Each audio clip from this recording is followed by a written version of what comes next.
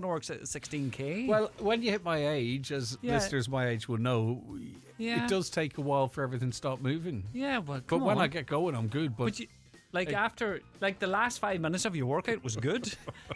You don't just train before you do a big walk like that. You have to build it up. Really? Well, you told me now it's Tuesday. I have to do it Thursday. I might even donate a few euros up on the I donate page. No, you have you up won't. there. No. You wouldn't, would you? I do it undercover. .I/fundraiser Greg Hughes one. Yeah. I could do with some money if you've got any going. Mm-hmm. How much? Any other questions? So you said you'll do it anonymously because then you could do a five. I'll look out for a fiver. I'll do a fiver. fiver. The fiver will be there from the gooch. Oh, okay. Wee fiver goes a long way. Sure, they all add up, don't they? Oh, I'll take. I don't know what the minimum donation is, but I'll come here. What's the crack for Thursday then? What's Thursday? We're so I'm linking in live to you, or what? Yeah, please, if you don't mind. Yeah, so I'll join you just to set things up. Right. Then we are going to do a walk. So where are you going to be? Arranmore, Island. Yeah. So it's 16 you kilometres. Get to do the good stuff. We're going to hook up with loads of guests. The local school was on to me. Hopefully, chat to a few of the students there. Great. And the organisers, and just get a sense of what's going on. Maybe people's stories. It's up to them. Yeah. Lovely. Do you go out the night before then? That's the plan. That's a good plan, isn't it? It is. There's stuff I have to do very early in the morning. But anyway, listen, don't know what the story is. But sure, you could link in with me a couple of times. That's what Caroline said. But what? Get out of your bed. Yeah. Oh no, that's not an issue. Don't worry about that. Right. My word. Yeah. So tie line, me. That's a wee gadget that you. Chat. Yeah. Okay. Shoot the breeze. Stuff. Keep up the exercise. I'll keep up the stretching. Yes. And I'll get some advice off you because you're like Mr. Fit. No, what do you call him? The other buck? What do you call him? He's fit as well. That's Keith Fletcher and them other boys. They're very fit. Yeah, but you're my age category, can't you? Hey, come here. I better get on because Donald will actually be doing the 9:30 news. I think so. 12:30 by Greg Glock. Okay. Yes, indeed, Lee. Thanks very much indeed. That's him trying to give me an opportunity to plug an event on Thursday, and I'm really rubbish. I didn't pick up on it, but I will. All right, it is 9 o'clock. In fact, it's 9:01. Let's get a news update, and it is over to Donald Kavanagh. Good morning. The trade union Forza says parents, school staff, students and communities are rallying behind caretakers and secretaries as they continue strike action for a fourth day. Today they're holding pickets outside a number of local TD's constituency offices from 11 a.m, including one outside the office of Minister Charlie McConalogue on Letterkenny's Market Square. Forza member Bridgetta Brogan says school secretaries are undervalued and the extent of the work they do, she says, isn't recognised. All of us are on call 24 hours. A teacher, SNA, principal, anyone can get in touch with us at any time if they have an issue regarding sick leave, anything, and we're right there. And we sort it out straight away. I mean, I always thought I was the only one that did that, but I can see that all secretaries are the same. None of us want to be striking. I don't understand why it has come to this. Garda have begun a search of open ground in North Dublin in the case of a missing child who's feared dead. The young boy, who would be 7, hasn't been seen for several years. Stephanie Rowan is in Donabate. Gardaí say this case was referred to them last Friday by Tusla. The boy, who would now be 7, was last known to have lived at the Gallery Apartments here in Donabate, but he hasn't been seen for a number of years. It's believed he was just 3 years old when he was last seen. Gardaí say they've been unable to either locate the boy, any information on his current whereabouts, or any evidence that he's currently alive. For that reason, Gardaí believe he's missing, presumed dead. Last evening, they took control of an area of open ground in Donabate, and that will be searched in the coming days. Gardaí say they're not in a position to identify the boy at this time. No arrests have been made, and Gardaí and Swords are investigating. Stephanie Rowan in Donabate in Dublin. A multi-agency group meeting is taking place in Belfast this morning in a bid to find a solution to attacks and intimidation on Catholic and ethnic minority families. Police continue to investigate a spate of attacks in areas around North Belfast and Donaghadee, which have resulted in families moving out of their homes. All political parties have been invited to today's discussion, but Justice Minister Naomi Long says the paramilitaries behind this shouldn't be given a voice. What we need are legal solutions to this so we can support families to continue to live where they want to live in peace, without the rest of the community being destroyed by these thugs and gangsters who are only in this for themselves. And An Taisce's Clean Coast initiative says more than 200 volunteers are already registered in Donegal for this year's Big Beach Clean from the 19th to the 21st of this month. The nationwide event invites individuals, families and communities to come together to clean their local coastline or waterway. September 7th is the deadline for registration. Last year, an estimated 3.8 tonnes of litter were removed by over 600 volunteers in Donegal, over twice the amount collected the previous year. An Taisce Clean Coast manager Brona Moore says the amount collected reflects the increased number of volunteers rather than an increase in the litter being dumped. Last year was a phenomenal year. It was one of our biggest years ever. It's not that there's more litter, it's that there were many more volunteers. In fact, what we're seeing is that the amount of litter on our beaches is actually decreasing due to things like the return scheme and also the great work being done all over the country by volunteers. And they're absolutely phenomenal. They're out in all kinds of weather. I'm actually up in Donegal on Sunday at a beach clean with Rosnawla group, and they're so dedicated and they do so much work. So huge credit to them. Sunny spells and scattered showers today. Cloud increasing this evening. Top temperatures 15 or 16 degrees Celsius with light southwest breezes. And that's Highland Radio News. We're back with news again at 10 o'clock. Until then, from the news team, good morning.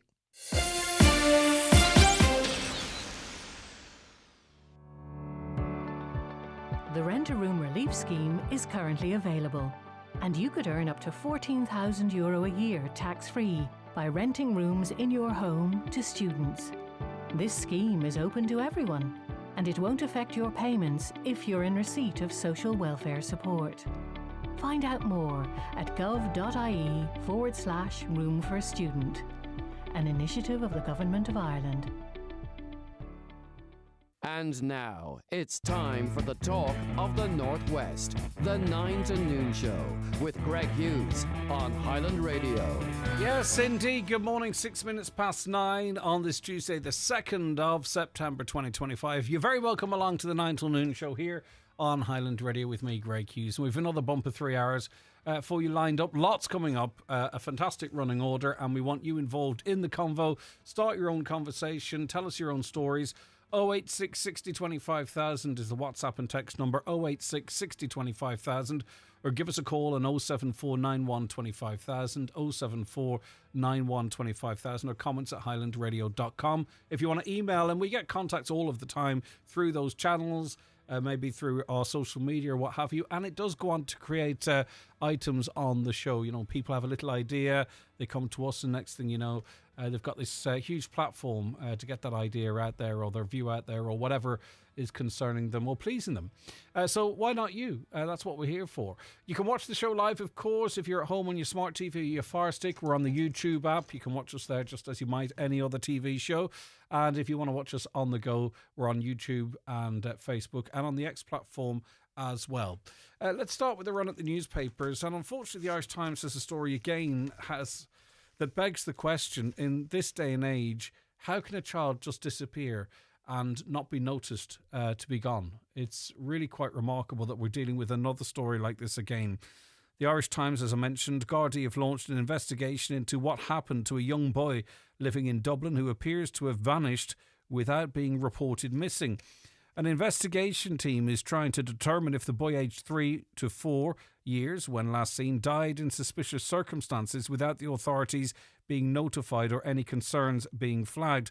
One line of inquiry is that he died in a case of foul play and his body was disposed of to conceal his death, so no investigation would be launched, though. The Garda inquiry is in its early stages. A property in North County Dublin was sealed off over the weekend to be searched. It's understood his disappearance came to light when social welfare payments relating to him were claimed. No proof the boy was still alive was provided, and there was no record of him attending school. So if I remember correctly from back in the day when you got those forms every other year to declare that you still wanted child support, that you had to list the child's school and contacts and stuff. So maybe that's what flagged the situation. But it sounds like they come across his being missing by chance, maybe as part of some sort of a routine check of those documents. Well, a person of interest has been spoken to by Garda investigations team and has made claims about a third party in relation to the boy's apparent death, possibly 4 to 5 years ago. The alarm was raised with Garda last Friday by Tusla, the Child and Family Agency with a missing persons inquiry launched immediately. There is also some further speculation today that it's possible that the child may have died of natural causes. Now, whatever the circumstances might be, whereby that wouldn't be reported, which is actually a minor crime, remarkably enough. If you don't report the death of a child, you're only subject to a fine if it's a non-suspicious death. There could be other charges, of course, that might come from that in terms of incorrectly disposing of the remains of a human, etc. But we don't know what's going on. The one thing, though, it does raise a very serious question. This child's been missing for 3 or 4 years. No one missed him, it seems. And it's not the first case, of course. And you wonder how many others have happened and it's not been discovered. Really, really very worrying. And as I said, when we were talking about the last case similar to this, is something needs to be done to ensure that we know where our children are. And when I say our children, I mean the nation's children as well. But the Garda are asking for space in relation to that story. As they say, it's a sensitive one, so we shall see what emerges from them. Bob Geldof has emerged as a potential candidate to run for president. What do you think about it? Bob Geldof is I think he's a divisive character. I mean, some people loathe him, some people love him. Some people love his politics. Obviously, he's quite out there with his politics. Some people obviously loathe them as well. But he could be an interesting sort of, candidate that's not associated with a political party as such. It might make for interesting presidential debates and all that kind of crack. Because the one thing he does have is name recognition. If the truth be told, the majority of us, Jim Gavin, I know his name. I've heard him do some interviews. I know nothing about the man. Even Billy Kelleher, I'd probably know a little bit more about him, but not much. Catherine Connolly, I really just, she doesn't for me, but maybe I don't consume enough information of a certain kind. Bob Geldof, I kind of know him and might be interested in what he has to say. I'm not backing anyone. I'm just saying this is the nature of the presidential campaign. Like, I would like to get my teeth into somebody I know and have a listen to them and see what the story is. But anyway, Bob Geldof has spoken of the enormous privilege it would be to serve as President of Ireland in succession of Michael D. Higgins. The world-famous songwriter and humanitarian spoke further to the Irish Independent after his name emerged as a possible contender. Yesterday it was revealed he had spoken with Fianna Fáil leader Micheál Martin in a phone call last Friday, where the Taoiseach stressed that he was favouring Jim Gavin as the party's candidate. However, Geldof is still considering a run at the Irish, potentially with the backing of local councils. Speaking to the Irish Independent last night, Geldof said, "I do want something new, stimulating and useful to do. Naturally, there is a lot of dilemma involved in being presented with it even as a possibility. Right now, the Boom Toom Rats are killing crowds, hopefully metaphorically, all over Europe on their 50th birthday. And Band-Aid is in its 40th year.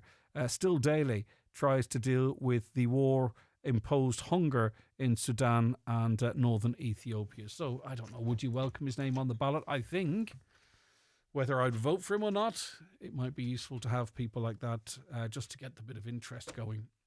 The Irish Daily Mail this morning has quite a troubling survey affecting our children.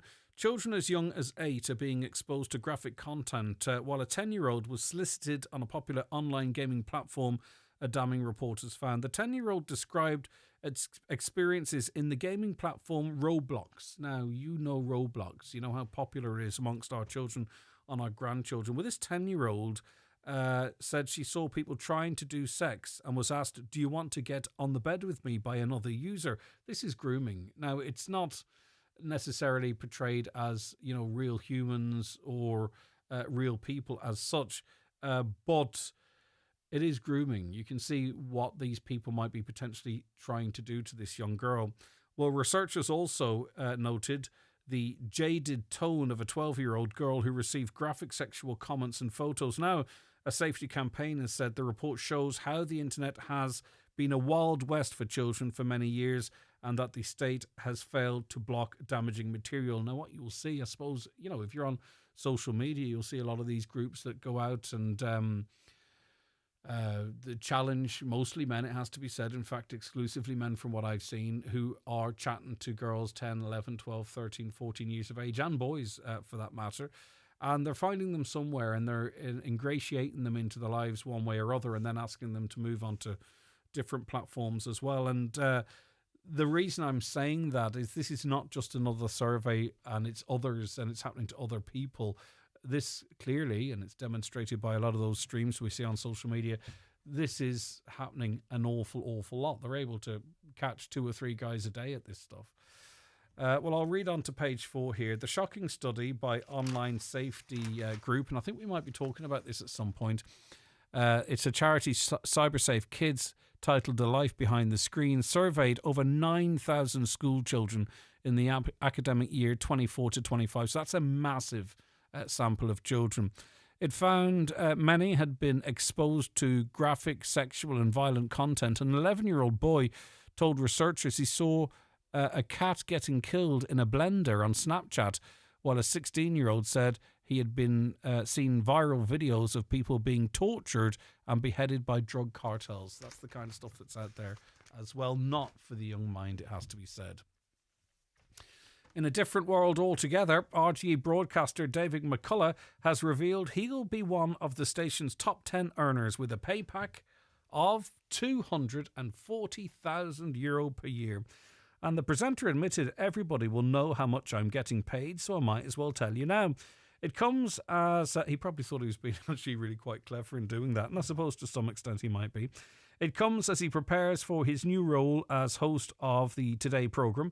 Mr. McCullough revealed he'll continue to be an RTE staff member rather than a contractor when he takes over the position next month from current presenter Claire Byrne. She's leaving the station for News Talk in a shock megabucks deal over 3 years. The award-winning journalist and author, who is currently a 6-1 News author or anchor and behind the story podcaster, told RTE's Oliver Callan, his programme, that he'll receive €209,000 for the new role alongside a pension, which will bring his overall package up to €240,000, which is really quite remarkable. The money that, considering we're a tiny population, and that is what we are. We're growing all the time, but we're a tiny population, and only a relatively small percentage of that population actually listens or watches RTE. And all of the population, if they have a TV, pay a TV licence. Ryan Tubridy, for an example, because this is the reality of broadcasting. Ryan Tubridy left. The most he could get was 80 grand a year. That's the most he could find in the independent sector. The argument we always hear is that these people are paid the big money because, you know, they're in demand. Well, Ryan Tubridy wasn't in demand. He was one of the biggest names in Irish broadcasting, 80 grand a year, which is fantastic, don't get me wrong. But, you know, that's the reality of what you can get in the open market. Yeah, we get one presenter here on 240 grand. And he's only one of a number of big earners. Joe Duffy, €353,000. He's retired now. Claire Byrne was getting 280 grand a year, €280,000 a year. Can you imagine? And the truth be told, it's the researchers and producers that are doing 90% of the work. Miriam O'Callaghan, she pulls in 263 grand a year. Ray Darcy, remarkably, $250,000. Brendan O'Connor, 245,000 for a Saturday and Sunday show. Mary Wilson, 199. Now, of all those people, Joe Duffy, Claire Byrne, Miriam O'Callaghan, Ray Darcy, Ryan Tubridy, Brendan O'Connor, Mary Wilson, Ryan Dobson, Dara Maloney, George Lee, all wonderful people, don't get me wrong. And the only reason I'm even talking about this is because it's taxpayers' money. If all 10 of them were let go today, I would say maybe 4 or 5 of them might get jobs close to 80,000. I would say the rest probably not. That's the God's honest opinion. But we have this artificially inflated wage for presenters, which are broadcasting to the size of a small city in another country, if that makes sense. But anyway, listen, people don't seem to be too bothered by that. An aid flotilla heading to Gaza has been forced back to port after a storm hit parts of Spain overnight. This is in the Irish Daily Mirror. Lots of people doing lots of things for the right reason, and the national coverage keeps referencing a couple of names, and there's one other person from Ireland who's on it, and I'm trying so hard to let people know that they're on it and getting very extreme in the language, but no one's picking up on it. It's quite interesting to watch that they're not getting the coverage that they're looking for. But anyway, an aid flotilla heading to Gaza has been forced back to port after a storm hit parts of Spain overnight. The 20-boat global Sumad flotilla, with participants from 44 countries, including Ireland, returned to prioritise safety. Facing 55-kilometre-per-hour winds, organisers said some of the smaller vessels would have been at risk. The flotilla is the largest attempt yet to break Israel's illegal blockade of Gaza. Sinn Féin Senator Chris Andrews said he'll link up with the flotilla when it docks in Tunisia. He said, "I stand with Palestine and starving children in Gaza," as we all do. Irish people know what it is like to face genocide and oppression. And lastly, maybe some good news if you feel guilty about watching an episode and then another episode and then another episode, and then you realise you've knocked out 8 hours in a day. Well, binging TV show may be good for your mental health. Watching episode after episode of dramas such as Breaking Bad, The Sopranos or Mad Men can help people get through tough times, say researchers. In the age of streaming, binge watchers have probably said just one more episode hundreds of times over. But while this may seem a bad habit, the study suggests there may be benefits. Researchers at the University of Georgia said people who watch one episode after another may find it difficult to get the story out of their heads, but they say this may not necessarily be bad. Now, I don't agree with that, because I find if I binge watch something, I might remember bits and pieces of it, but it all kind of blends into one, and I find I'm, and maybe this is a good thing, I find I'm less likely to remember what's happened in something if I binge watch it. But anyway, there you go. That's a run through some of the papers today. Newspapers are kindly supplied by Cosgrove Centra, Mountaintop Letterkenny. Now with the new look Mountaintop Diner. I'm Fionnuala Fibre O'Farrell Flynn, racing across the country to keep up with NBI's fibre rollout. Over 50 broadband providers are using NBI's network to bring high-speed fibre broadband to homes across Ireland. So from Ballyliffin to Ballybuffet, homeowners can pick whatever package suits their needs and still get all the benefits of rural Ireland's dedicated fibre broadband network. Connect at nbi.ie. NBI is delivering the government's national broadband plan. Another connection. Oh, I knew I shouldn't have worn heels. Forests are more important than ever. Quilcha manages its forests sustainably to help combat climate change, to supply wood for building homes, to protect habitats for nature, and to provide beautiful places for people to enjoy. That's why Quilcha is working hard to take care of our forests and to plant new ones too. This helps to tackle climate change by capturing more carbon from the atmosphere and making our environment better for everyone. Quilcha, forests for climate, nature, wood and people. For a greener future for all. Attention students, TFI Local Link bus services, available nationwide, can connect you to a wide range of colleges all year round.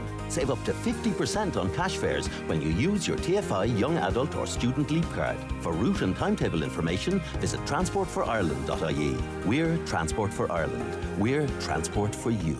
Attention all contractors and defective home contractors. National Fuels Letterkenny is now supplying Semcor cement. From a single bag for the DIY enthusiast to full pallet loads for contractors, all at very competitive prices. Call 074 91 37 400. National Fuels Letterkenny. Also available in our Churchill and Dunlow depots. The Rent-A-Room Relief Scheme is currently available, and you could earn up to €14,000 a year tax-free by renting rooms in your home to students. This scheme is open to everyone, and it won't affect your payments if you're in receipt of social welfare support. Find out more at gov.ie/room for a student, an initiative of the Government of Ireland.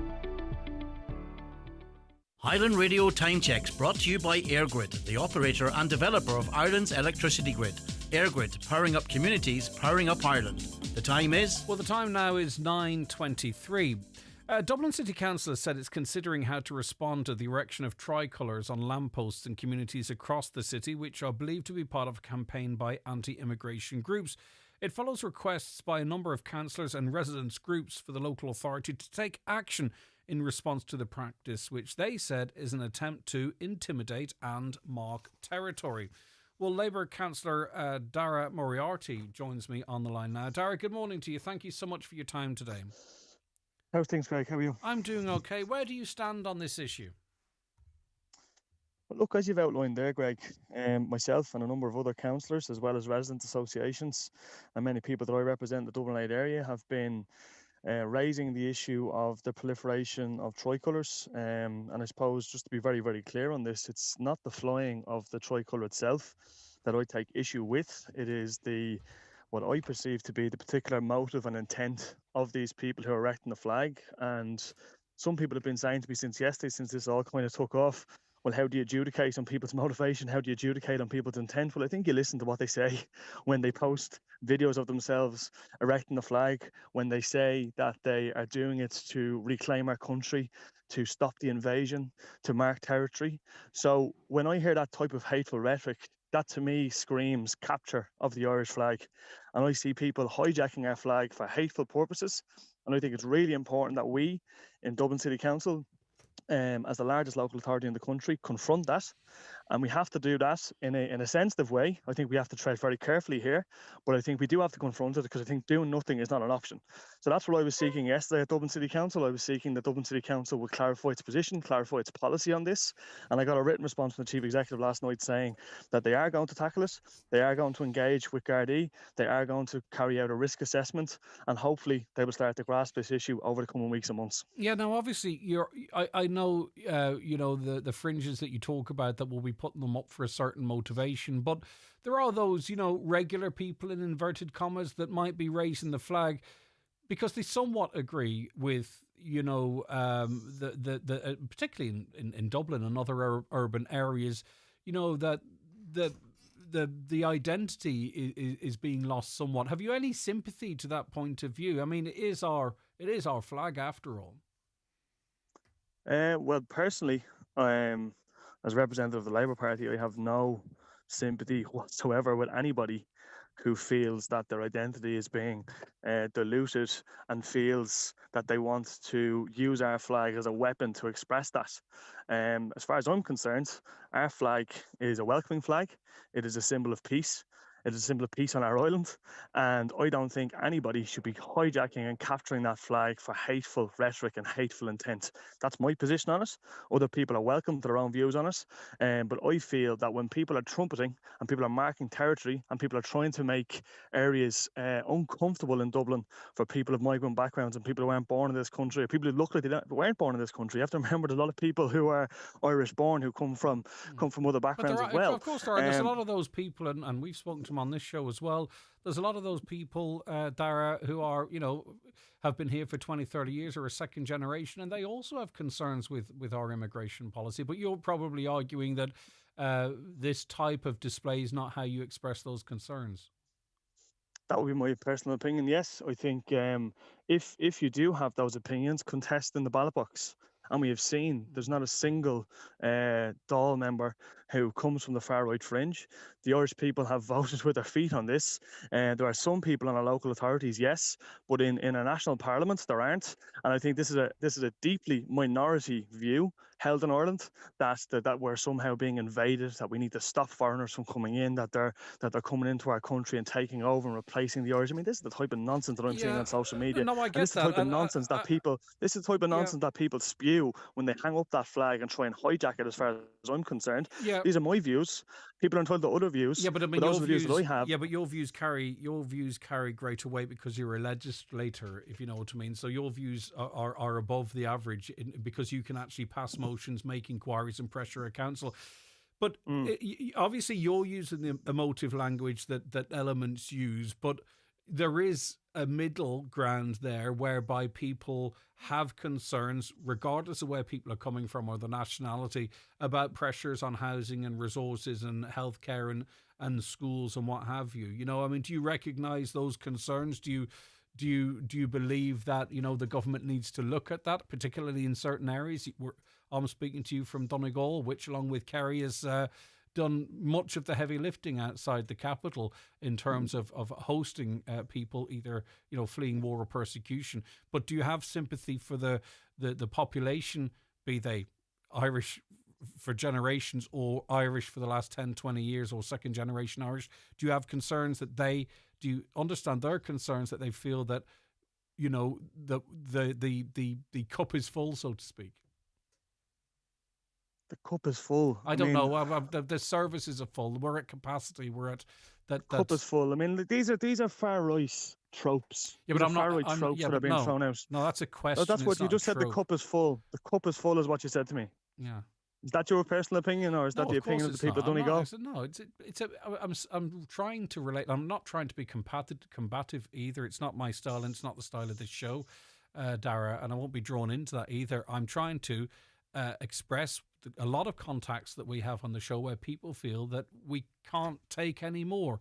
We can't. That the hospital is at its capacity now. I will point out half of the people working on a local hospital are from overseas, and we'd be lost without them.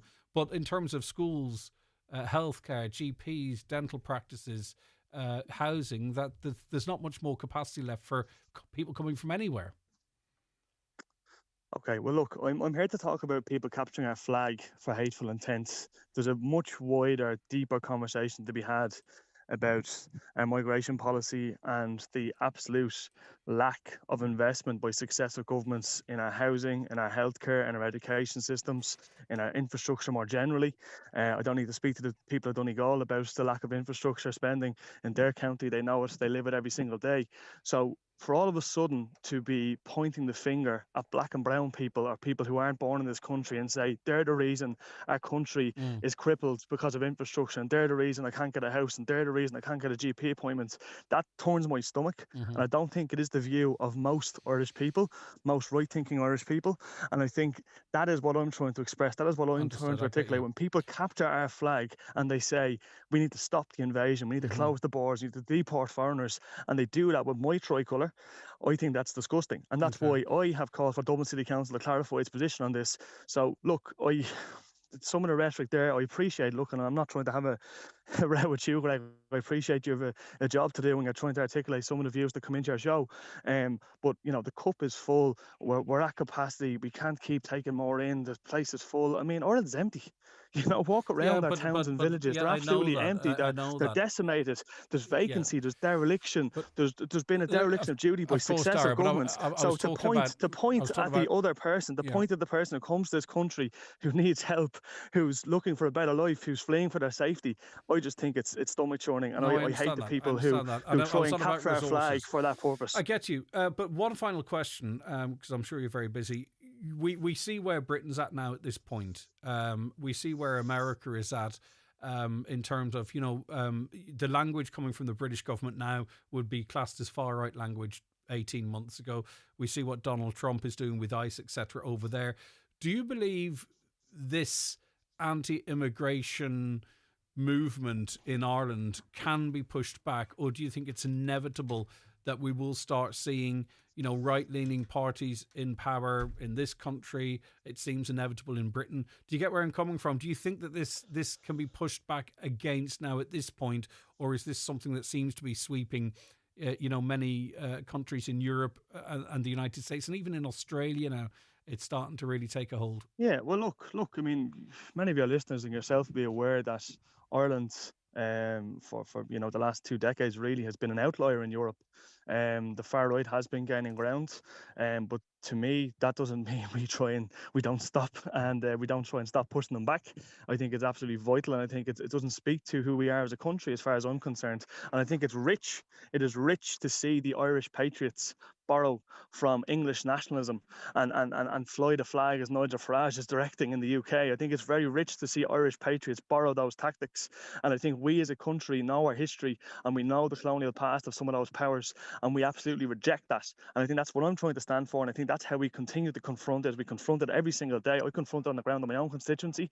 I want others to confront it on the ground in their counties and their constituencies. But there is an issue here, and there is a growing trend across the Western Europe. It's in the White House, it's in Downing Street, it has spread. And I think that fear that is being whipped up, that is pointing at other people when we should be pointing at the people in power, is what really turns my stomach. And I think we as a country are better than that. All right, listen, thanks for your time. Have a good day. That's Labour Councillor in Dublin, Councillor Dara Moriarty, obviously very passionate in his views. What do you think? 08660 25,000, or give us a call on 07491 25,000 if you prefer.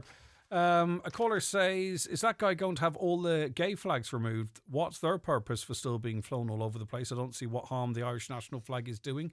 I think, to his point, and is well able to make his point himself, if the pride flags were being waved with a view to trying to make another section of the population uncomfortable or unwelcome, then that perhaps would be a similar situation. Now, I'm not saying that's the case. I'm only trying to make sense of it all, right? But the whole notion is that the Irish flag is being weaponized to make people feel, to mark territory and make people feel unwelcome. It's a system that's worked very well in England, the campaign, because it captures people's imaginations. So I don't think the pride flag being up is the same, because that's a flag representing a minority. Tell that man to cop himself on. A flag can't hurt anyone. Good morning, Greg. Any councillor who has any problem with the Irish tricolour should immediately resign. If this was the Ukraine-Palestine pride flag, it would be okay. 80% of the country don't want them, yet the left, like you, your contributor, did care about their concerns. The constituent says we can fly the tricolour wherever we want. But there's a lot of residents groups down in Dublin have also, apparently, I'm told, had expressed concerns about it. So it's not just coming from, a couple of lefty councillors, as some might frame it. That's not how I'm framing it, but that's how some are. Why is flying our national flag described as weaponising it? For the reasons, in his opinion, that he just outlined. That man's views is the reason our councils and government are failures. And the last one for now, the guest at the moment talking about the Irish flag is completely anti-Irish. His language is more racist than anybody else. Right, okay. That's some views coming in, obviously. And I would like to hear people that support the councillor as well. I think sometimes we programmes, radio programmes, those that are most moved are maybe the ones that text in first. So we want to hear all views if there are different views out there. 086 60 25,000, 086 60 25,000, WhatsApps and texts. Watch the show live now on YouTube, Facebook and at highlandradio.com. Who's your local hero?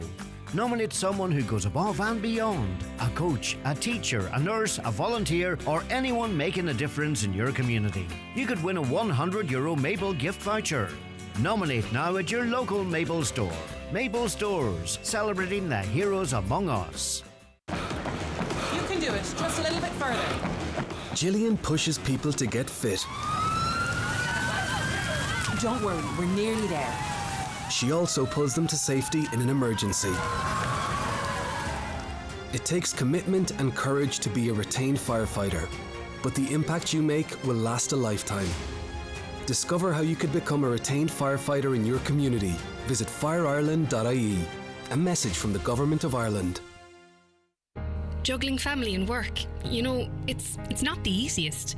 I need something flexible, and Care Plus gives me that. Kids are back at school, I'm on the go, but I want a job that's rewarding too, Helping people, bringing a smile to their face. Care Plus makes that possible. For flexible roles that suit your life, join our healthcare and social care teams at careplus.ie. Care Plus. Together we can care for more. Care with a K, care with a difference.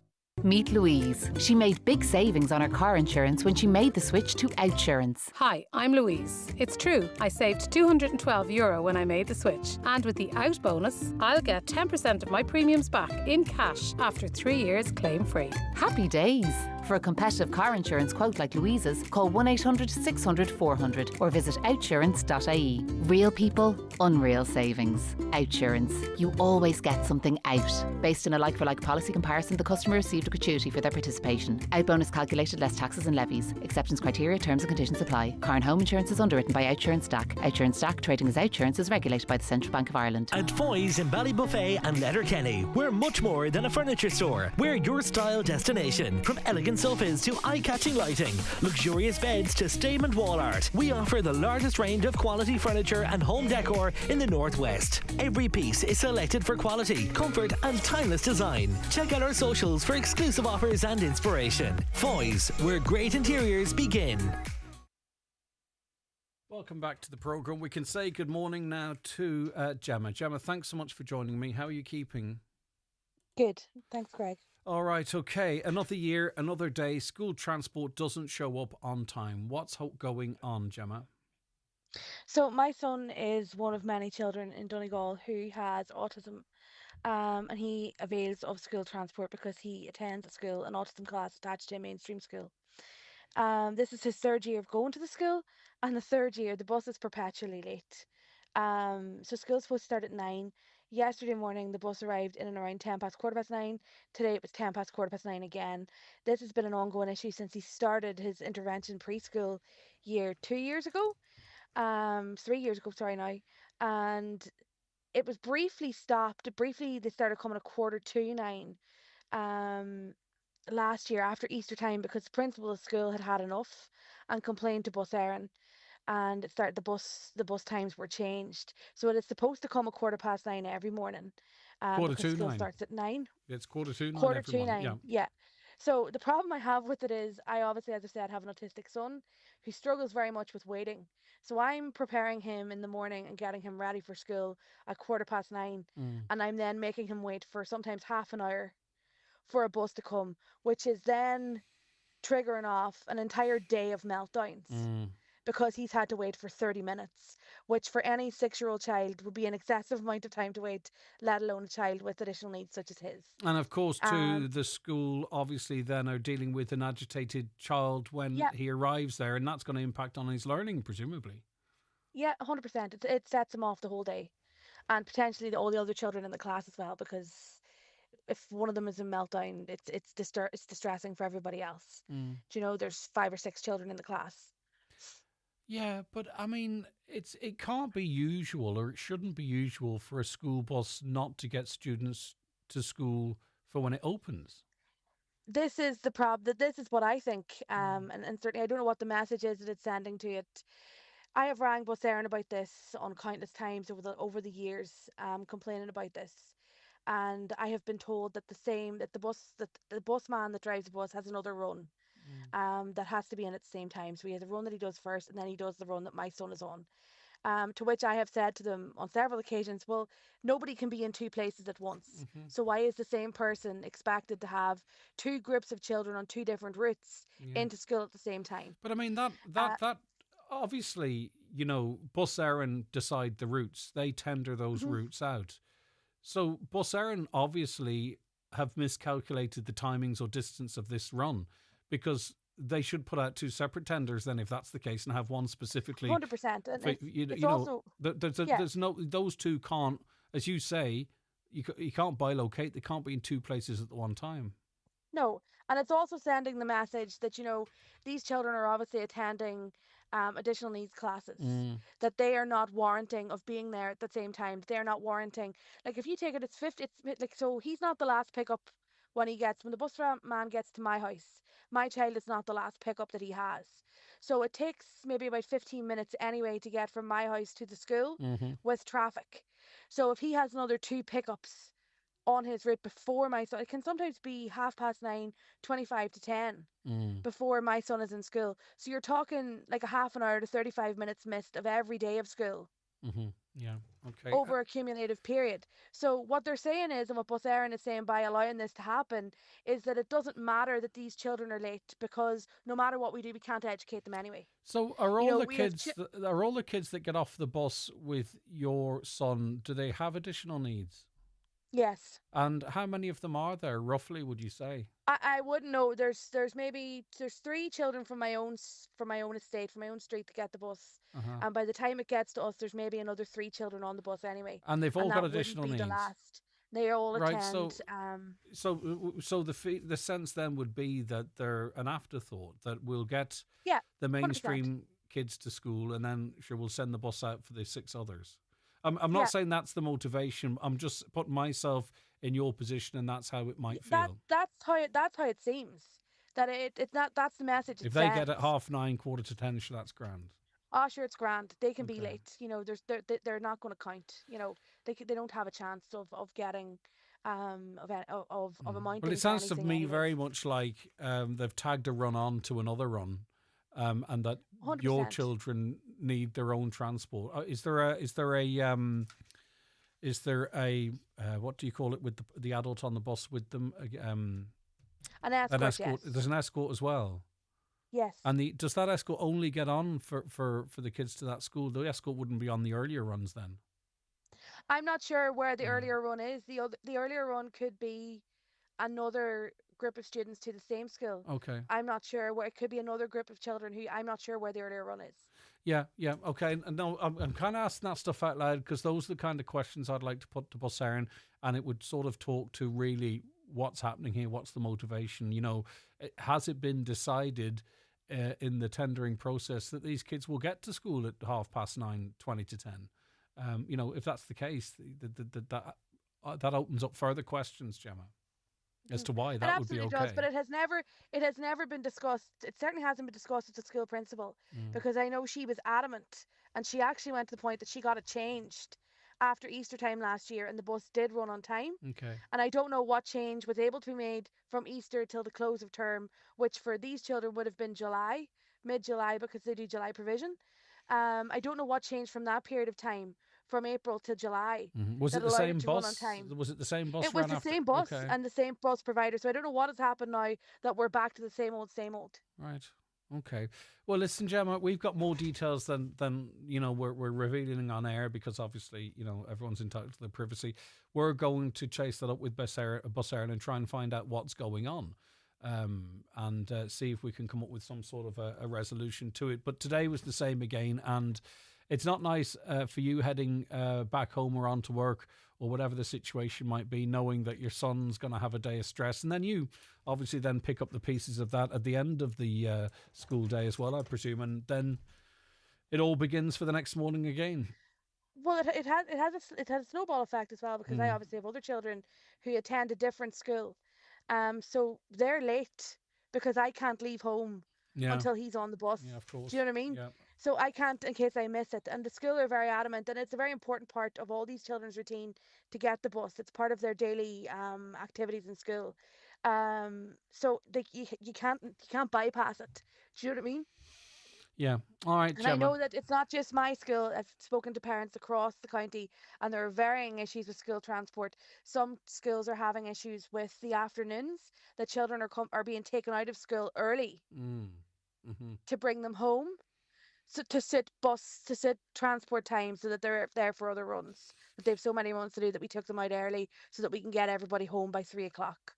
That's the other issue. There's two sides to the coin. Well, I want to hear that as well. And again, is it children with additional needs that are being taken out of school early? Yeah. So they're dropped home, and then the same bus would go back for the other kids? Yeah. Okay. Yeah. Right. I mean, that again, they sound like separate runs to me. That doesn't work. What's either, every child should have the same amount of time in school. Just because you have additional needs doesn't mean you should have to leave early, because you're conscious of that. It makes you feel different. And the whole point of this is that... But it's not about being made feel different, Greg. It's about that these are all children who are here in this state, and every child in this state under the Constitution has a right to an education. And that education time in school doesn't change whether you have a diagnosis of autism or some other intellectual disability or a different type of need, or whether you have a so-called, for the want of a better turn of phrase, normal child. Every child in this state has the same right to an education, irrespective. Okay, what my point is I would just be aware, and it depends on the child, that there will be a greater aware. One of the things I hated most going into school was going in late. I hated it. And I ended up doing sort of completely resisting outside the school and stuff. So different kids have different levels of consciousness of being late or leaving early, and that has an impact too. Listen, Gemma, thank you very much for your time. As I say, we have already begun making the inquiries, and we'll see what Bus Éireann has to say. Thank you. Thank you very much. Bye. All right, that's concerned mum Gemma there. Are you a parent of a child with additional needs? I know it's very early in the year. Is this an experience that you have where your children are routinely late for school or routinely taken out of school early? Perhaps maybe you don't have an issue with that. It might suit your times. I don't know. And maybe you feel that your child gets enough time in school that it's okay. There are going to be different points of view on this, because there's so many different people affected in different ways. Okay, I'm going to take a break. Back with more very shortly. A laptop with great power, brilliant performance and premium sound, all for just €429. At Ben Sweeney Euronics, get the refurbished HP EliteBook laptop with Windows 11, 32 gigs of RAM and 512 gigabytes of storage. Enjoy a crisp screen display and Bang & Olufsen audio for crystal clear sound. Perfect for work, study or play. All for just €429 with a 3-year warranty, only at Ben Sweeney Euronics, Port Road, Letterkenny, and the shopping centre, Dunlow. Getting your first electric car is like meeting your partner's family for the first time. Nerves are normal. You were stressed about awkward silence with her dad. Now you chat for hours about sport. You worried her mum wouldn't like you. Now she likes you better than her own son. Likewise, once you experience how great an EV can be, you'll never look back, especially if it's a Skoda. Order your electric Enyaq or Elrock today. Skoda. Your local Skoda dealer is DMG Motors, Clar Road, Donegal Town. Telephone 074 9721 396. It's the Right Price Tiles, wood flooring and bathware 70% off sale. Get up to 70% off all your purchases. Up to 70% off all tiles, all wood flooring, all bathware. Everything's reduced in store. The 70% off sale at Right Price Tiles, wood flooring and bathware. Stores nationwide. Sale extended until Sunday. Starting to think about what's next? Then don't miss Ulster University's Open Days this September. Visit us in Derry, Londonderry, Coleraine and Belfast to find out where a degree from Ulster could take you. Ulster combines a fantastic student experience with a focus on your future career. That's why we're named the UK and Ireland University of the Year 2024 by Times Higher Education Awards. Register now at ulster.ac.uk/Open Days. Highland Radio weather updates brought to you by McElhenney's. With new season styles arriving daily, discover the latest fashion, footwear and accessories for autumn in store or shop online at mcelhenneys.com today. So sunny spells and scattered showers. Cloud will increase from the south this evening. Highest temperatures of 15 to 18 degrees with light southwest breezes, though I do note it's going to be cooler in the west. Right, now, food for thought. It's Buncrana businesses coming together. Paul Brogan is owner of Food for Thought in Buncrana. He joins us now. Good morning to you, Paul. Good morning, Greg. Lovely to have you on the show. Right, so talk to me about this meeting that's upcoming and who's invited. Well, the meeting, I don't know if you remember back in June after the bins were not emptied. You did. You invited me to come back on again, and I thank you for that. So the idea was to have the meeting in September when the schools are back and the businesses have a wee bit more time after the summer rush. And basically, you know, it's been on my mind for a number of years, going back to I was involved with the original chamber, that we don't have a voice here as business people. And it's our own fault because we did have a chamber and before COVID, they could have been struggling. And then since COVID, there's been nobody there representing us. So it was always on my mind to see could I get some sort of a group together again. It's not going to be a magic trick because we have a lot of work to do. But unless I get enough businesses in a room that'll support a business group to represent them, to challenge a lot of the issues that's going on and to help our local councillors, because the best will in the world, they're not experts in everything. And then when they bring it into a bigger meeting, they may not have the knowledge or the manpower to fight for what the businesses need, because it's the businesses that bring people to the towns. Mm-hmm.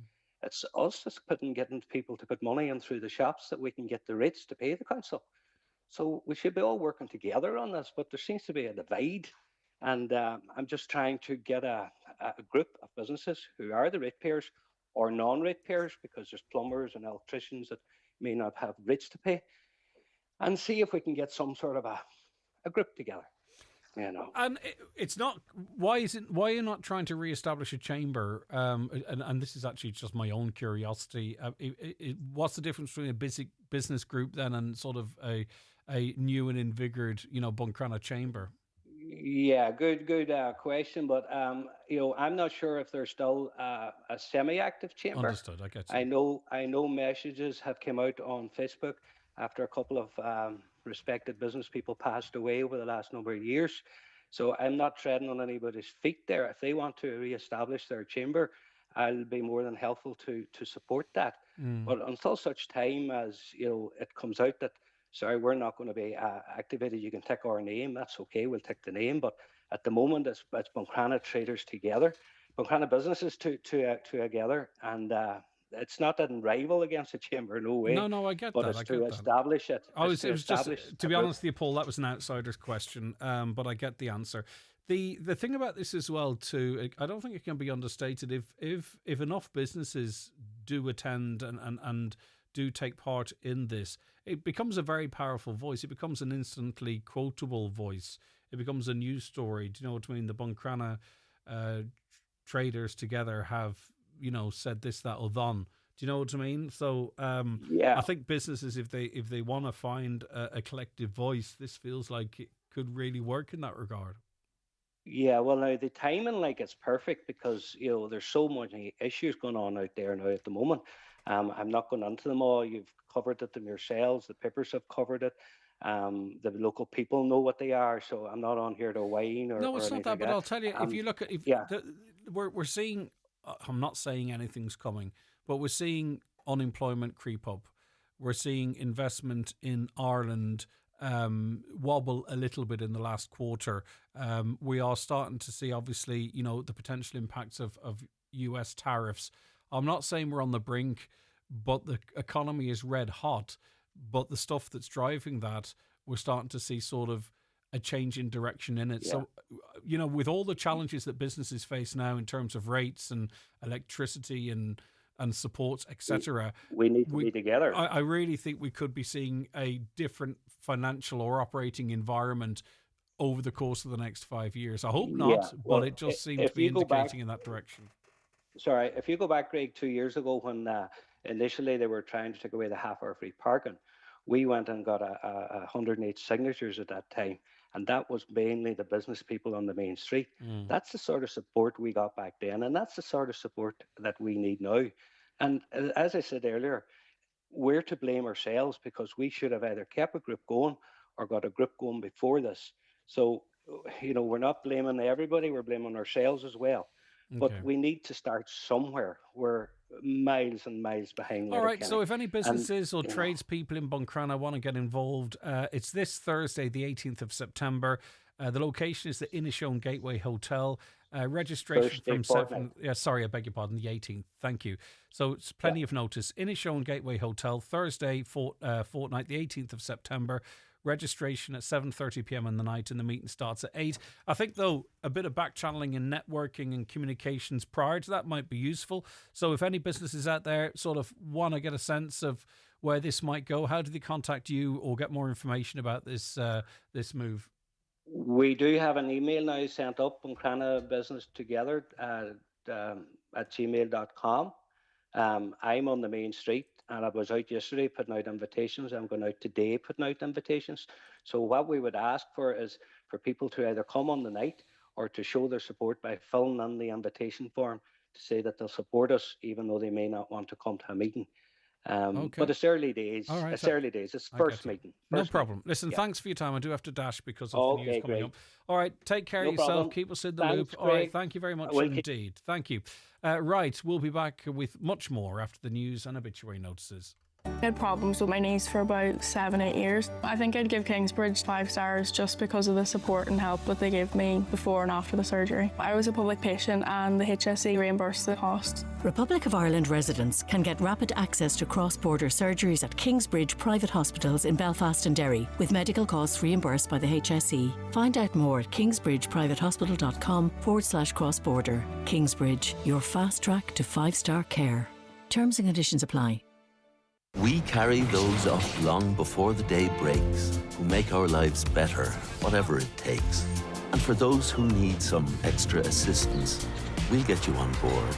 We'll go the distance. With new electric vehicles, quiet and cleaner, our growing TFI network helps keep Ireland greener for the days of your life and the big nights out too.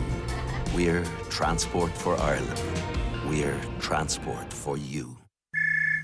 Hello, Jedward speaking. Sorry, Edward speaking. Hey bro, I'm glad you picked up. Who is this? It's me, John. I'm literally outside in the landing. I don't know any Sean. Lose my number. Hello? Edward, don't hang up. I'm sorry for saying a handyman could fix the gas boiler. Please forgive. Always use a registered gas installer, or you could risk everything. Find one at rgi.ie. Change is the only constant in business. So whether you're starting or growing your business, our dedicated business teams will always be here to support you every step of the way.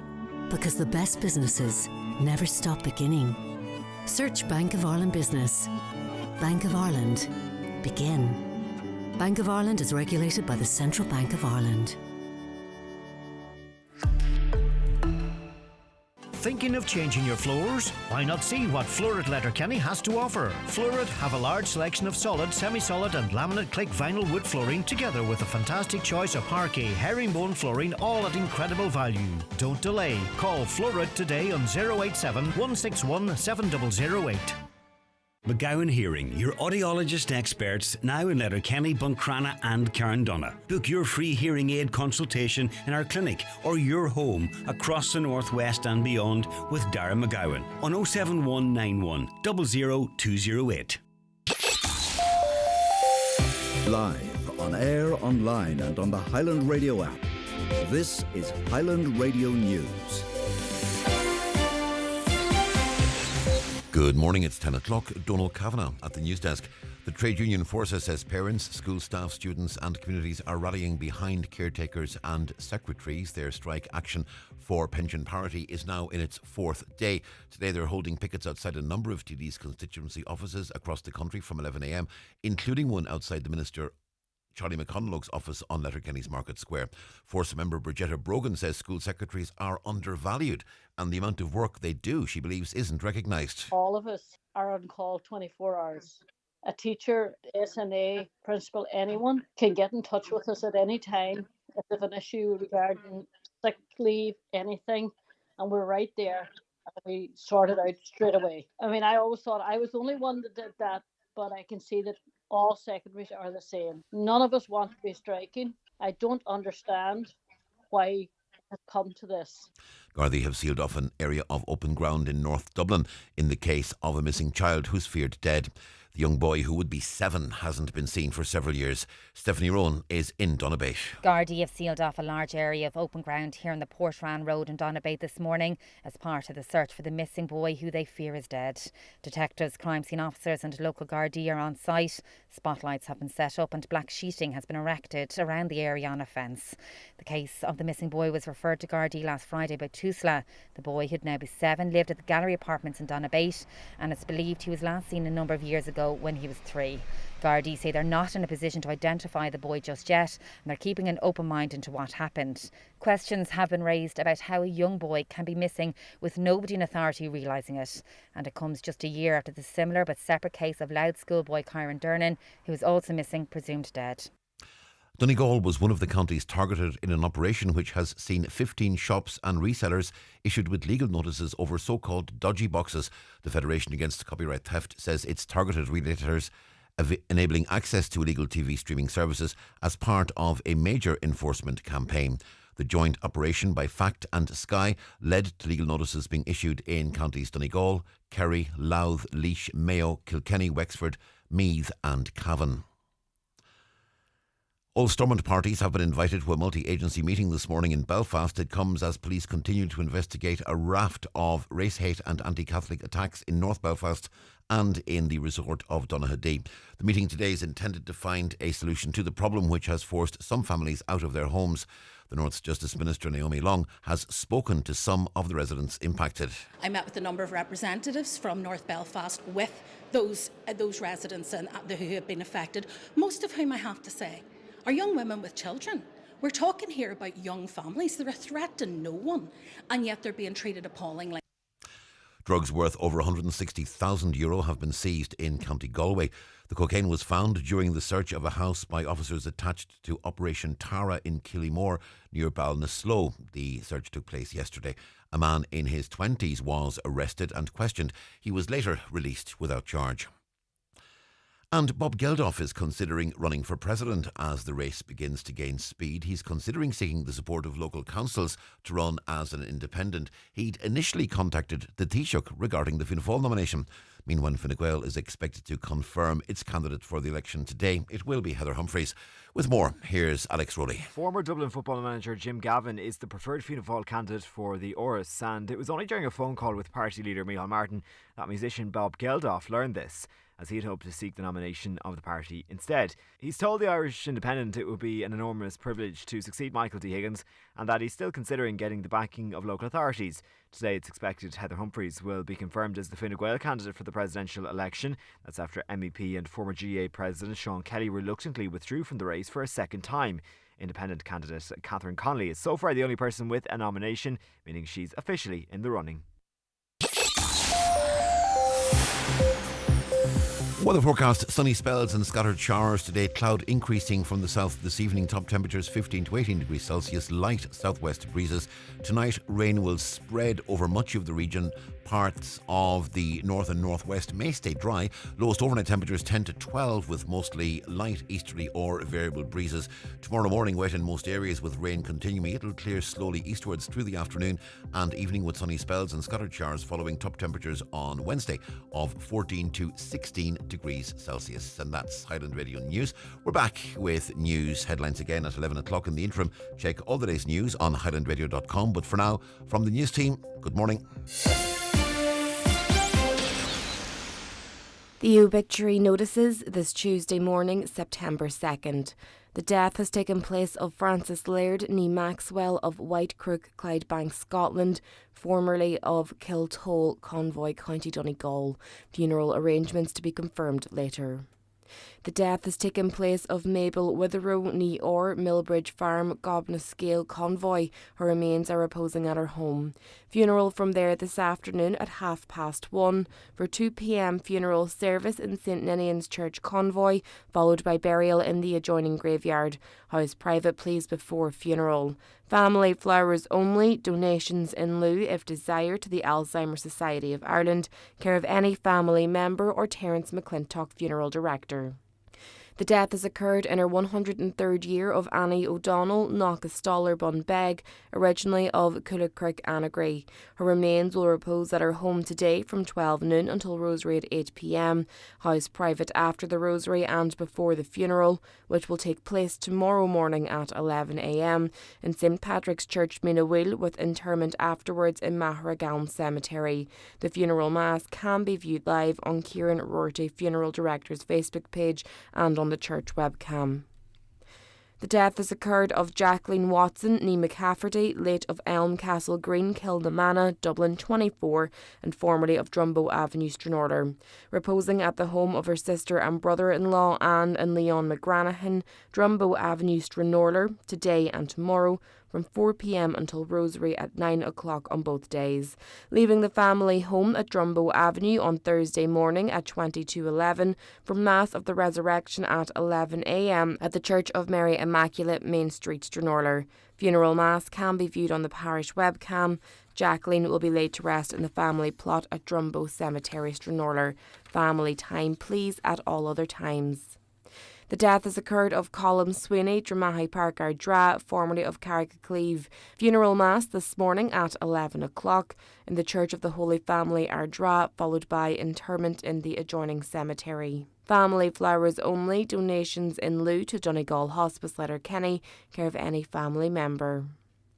For family information and more details regarding wakes and funerals, please go to highlandradio.com.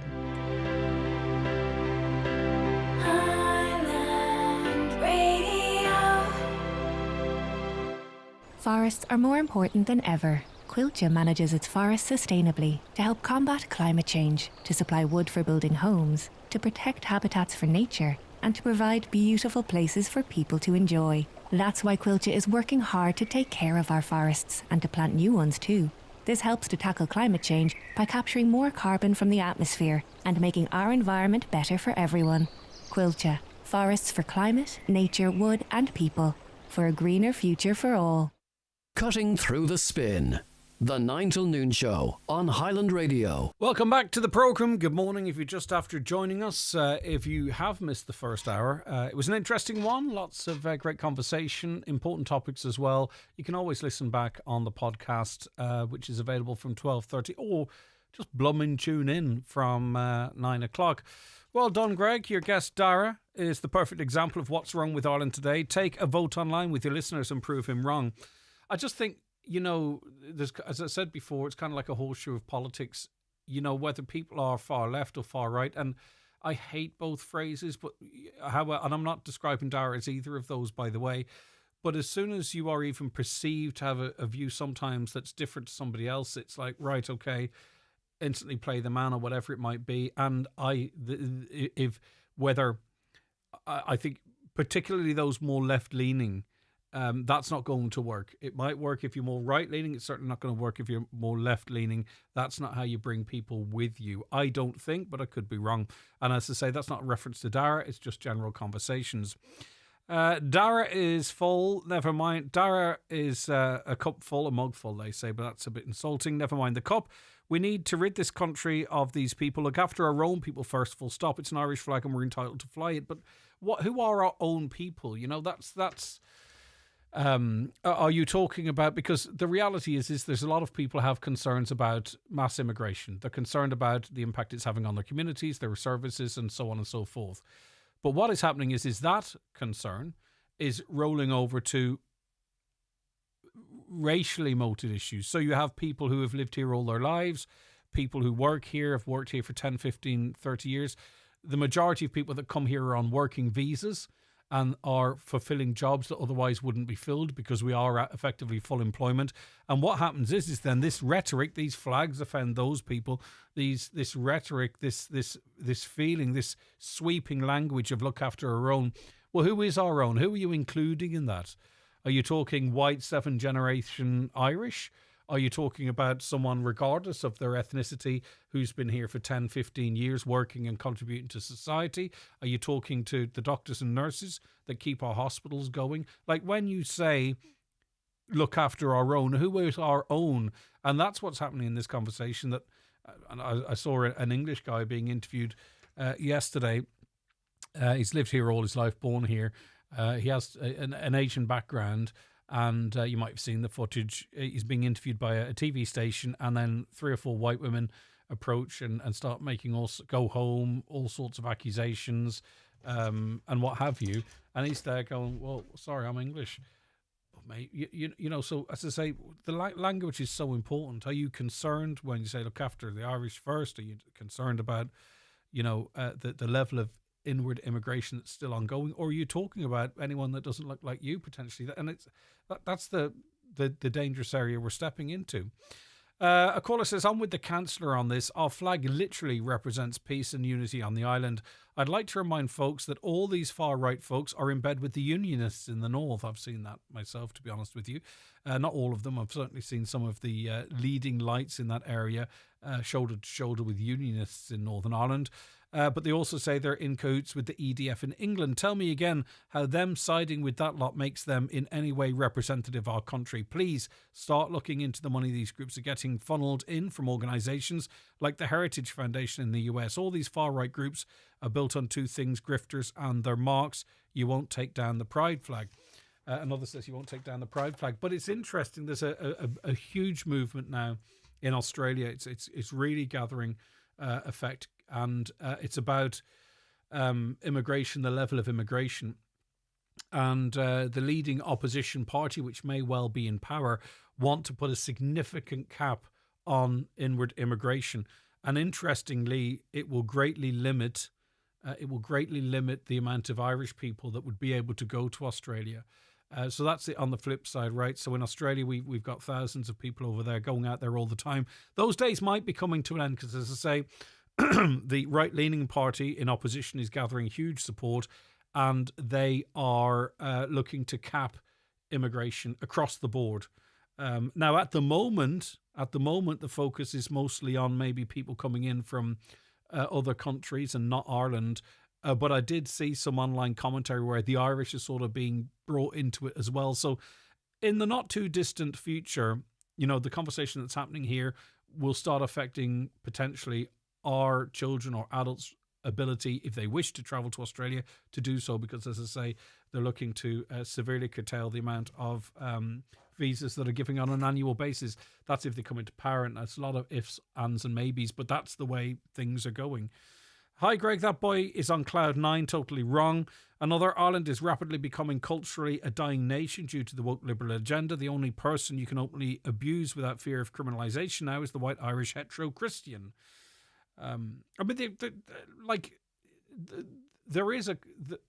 The population of Ireland has changed really, really quite dramatically. The population of Donegal has changed dramatically. 180,000 people in the county now. I remember it when it was way less than that. And also, too, if you look at the percentages of, people born and living in Ireland and those that aren't from it, I think it's about 70, it's in the high 70s that are, that are Irish, so to speak. There are demographic changes as well. So again, the important thing is that everyone has a respectful, frank, and hopefully constructive conversation.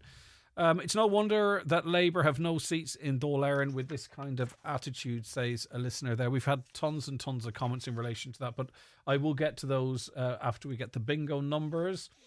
Sinead Black, happy birthday from Mum and Dad and all the family. Is that our Sinead Black? Happy birthday, Sinead.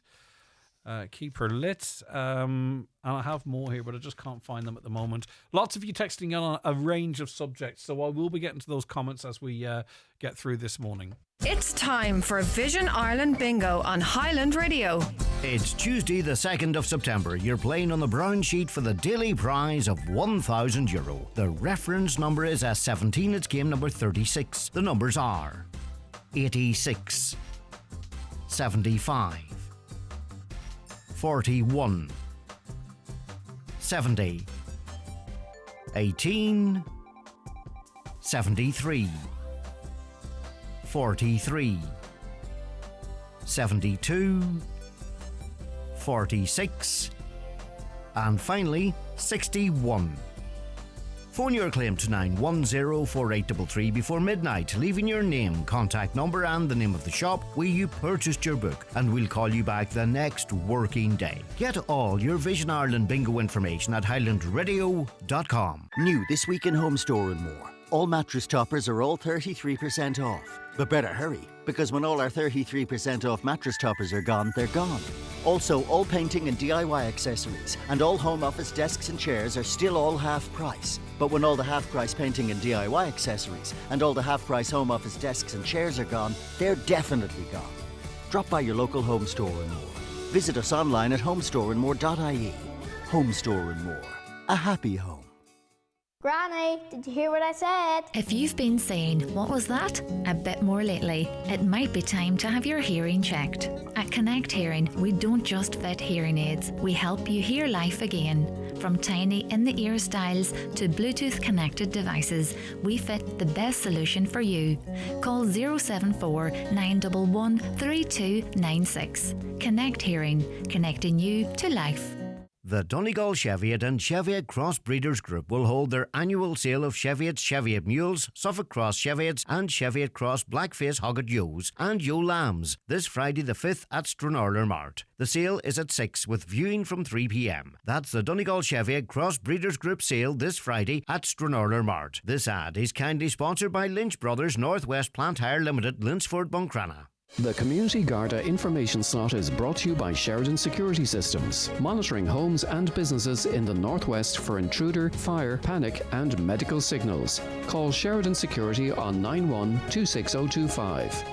Okay, it is Tuesday the 2nd of December, 2nd of September, 18 minutes past 10. It's Community Garda information time, and in studio with me today is Garda Claire Rafferty with the Buncrana Garda Station. Claire, good morning to you. Thank you so much for joining us. No problem. Quite a bit to get through, so we'll get to our first item, and it's an appeal in relation to an alleged assault in Letterkenny. Yeah, so we're appealing for the assistance of the public in connection with an alleged assault that occurred on the Ramelton Road in Letterkenny, and this was last Monday, the 25th of August. So the incident is believed to have occurred at approximately 6 p.m. near the bus stop that is located between the station roundabout and the Oatfield roundabout. So we're appealing to any motorists who may have been on that stretch of road with a dash cam between 5:40 p.m. and 6:15 p.m. on that date to make the footage available to us. Or if you've seen something yourself, give us a shout and let us know what you've seen. So there is a taxi rank situated very close by, and we'd ask taxi drivers especially who may have been parked up in that area with a dash cam to get in touch with us also. We're particularly interested in any sightings of or dash cam footage of a man on foot in the area who is described as being in his early 60s, of stocky build with grey-white hair. He's wearing a brown or beige jacket with a blue and white striped shirt underneath. So if anyone can assist with information or dash cam footage, you're asked to contact Garda in Letterkenny on 074 916 7100, and the Garda confidential line is always there as well, and it is 1-800 666 111. All right, that was August 25th, a very detailed description there. Daylight hours as well, in a busy part of the town. You would imagine there'll be a wealth of information. Hopefully now you'll pass it on to Gardaí if you have that. Next up, it's a road traffic collision in Burnfoot. Yeah, so on Saturday the 30th of August at approximately 5:40 p.m, there was a collision involving two vehicles, one of which was one of our own Garda cars, and it occurred on the R238 at Carnashana, Burnfoot. So the drivers of both vehicles were taken to Letterkenny University Hospital to receive treatment for non-life-threatening injuries. So we're just appealing to anyone who may have witnessed the collision or who may have been in that area around that time with a dash cam to please make the footage available to us. Any relevant information should be passed on to Buncrana Gardaí, and the phone number there is 07493200540. Now we'll return to Letterkenny and investigations continuing into a burglary. Yeah, so this one occurred at a house in the area of Garton Avenue, Letterkenny, between 5 p.m. on Thursday the 28th of August and 2 p.m. on Sunday just gone the 31st of August. So this house was unoccupied between those dates, and when someone returned to it, this was discovered. So the rear window was left ajar, entry was gained, and an inner door was smashed.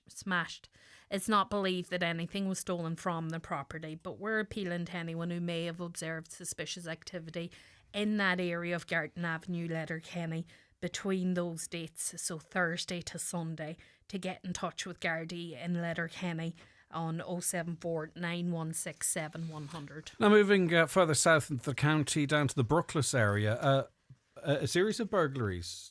So there's a lot in this one. We'll start with a number of burglaries that took place in the Brookles area in the early hours of Saturday just gone, August 30th. So this was between approximately 2 a.m. and 7 a.m. So two of the burglaries occurred in the area of Tullantane and one occurred in the area of Multanes.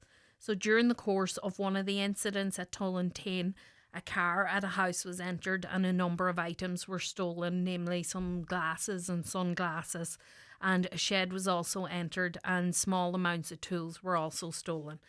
Thankfully, those items were later recovered nearby. So then at another incident in the area of Tullantane, a door to a vacant house was forced open and a hedge trimmer, an orange Oregon chainsaw and a red Oleo Mac chainsaw were stolen from within. And then, as mentioned, in the area of Multanes, a shed was entered there. Now, no damage was caused to any property, but a chair was stolen from within. So we're interested in hearing from anyone who may have observed any suspicious activity or vehicles in the Brookles area in the early hours of the 30th of August. Any information should be passed on to Gardaí in Ballyshannon on 071 9858 or the Garda confidential line again 1800 666 111. And we're going to stay in Brooklands because there seems to have been a bit of a spree going on here. Yeah, so what happened next? Again on Saturday the 30th of August between approximately 4 a.m. and 7 a.m. a car which was a black Opel with a partial registration of 06MH was stolen from a house in the area of Multanes, Brooklands. The car was recovered later that day at approximately 3 p.m. in the area of Mean-Gilcarry, which is in Killybegs, at the entrance to the forestry. It had been abandoned there. So that's approximately 4 kilometres from where the car was stolen. There's no damage caused to the car, but if anyone observed this car being driven in the area over the course of those few hours, or even being abandoned in Killybegs at that location, we ask them to please make contact with Garda in Ballyshannon on 071 9858 And we're going to stay, and just for clarity, by the way, I presume that these are separate pulse entries, and the Garda at this point can't publicly presume that they're connected, and that's why we're sort of breaking them up. Absolutely. For operational purposes, exactly. We have to keep an open mind, and wherever any evidence we gather leads us, then that'll But determine. just for the purpose of the listeners, the Garda aren't, I presume, ruling out the fact that they're connected. It's just the way it has to be formally presented. Right, so we then are going to go back to Brooklands then, and a number of unlocked cars interfered with. So these unlocked cars were entered at properties in the areas of Tullantane, Brooklands and Mean-Gilcarry, Killybegs in the early hours of Saturday the 30th of August, and items were stolen from them such as keys and clothing. A purse containing a small amount of cash was taken, and also some CDs. So again, any type of suspicious activity, vehicles or people that may have been observed in those areas in the early hours of Saturday, August 30th, should be reported to Garda in Ballyshannon. Yeah, I mean, things from chairs to tools to clothes to CDs to glasses. I mean, it's quite random. It's quite a spree, as I say. I'm not presuming they are connected, but that's a lot of activity, and there's a lot of people in that area over a period of time. The 28th to the 31st of August. Hopefully, someone's seen something that can help to resolve at least one, or if not all, of these crimes. Yeah, we've a lot of injured parties when you take it all together, sure. So we're looking to help these people out and get answers for what actually went on. Okay, right. Let's go now to Buncrana. Criminal damage, I believe. Yeah, so we're investigating this incident that occurred in the area of the Stone Jug Castle Avenue, Buncrana, on Wednesday the 27th of August between 1 p.m. and 4 p.m. So this is during the day. A pole cord of a generator at a food van parked at that location was cut between those times. So we appeal to anyone who may have witnessed the incident, or to anyone with relevant information, to contact us in Buncrana, please, on 074 9320540. And our last appeal is relating to an incident in Kerry-Keele. Yeah, so Garda are appealing for information connection to this incident of criminal damage that happened at Bunandryhead in Kerry-Keele between 2:20 a.m. and 2:40 a.m. on Saturday the 30th of August. So that would have been Friday night into Saturday morning. A window of a house at that location was smashed between those times. So we're anxious to speak to anyone who may have been in that area with a dash cam between 2 a.m. and 3 a.m. on the 30th. We also wish to hear from anyone who may have witnessed the incident or may have any relevant information at all. We'd like to hear it. So please contact us in Milford on 074 915 3060. Yeah, those stories always give me the chills because, I mean, obviously it's a very serious incident to begin with, and you would hate to be a target of that, but you as a mum yourself know you could be up with a nighttime feed, or a kid with a toothache with a couch under the window, or you just never know. It's senseless, but It's the fright you get as well. You know, you don't expect anything like that to happen. It makes people feel unsafe then. Yeah. Okay. Right now, people may have seen some footage doing the rounds on social media from the south of the county, the Glenties, Donegal town area, and it sort of led to this conversation, this appeal. What's the story here, Claire? Yes, we're not trying to scare anyone, but we want to make people aware of what is going on out there, so they can take steps to kind of mitigate. But we've recently received reports from residents in the Glenties and Donegal town areas in relation to incidents that have been captured on CCTV and doorbell footage. So the footage captured men checking door handles of houses and vehicles at night time. So in light of these reports and the recent burglaries that we've discussed and thefts also, we wish to issue some crime prevention advice to your listeners.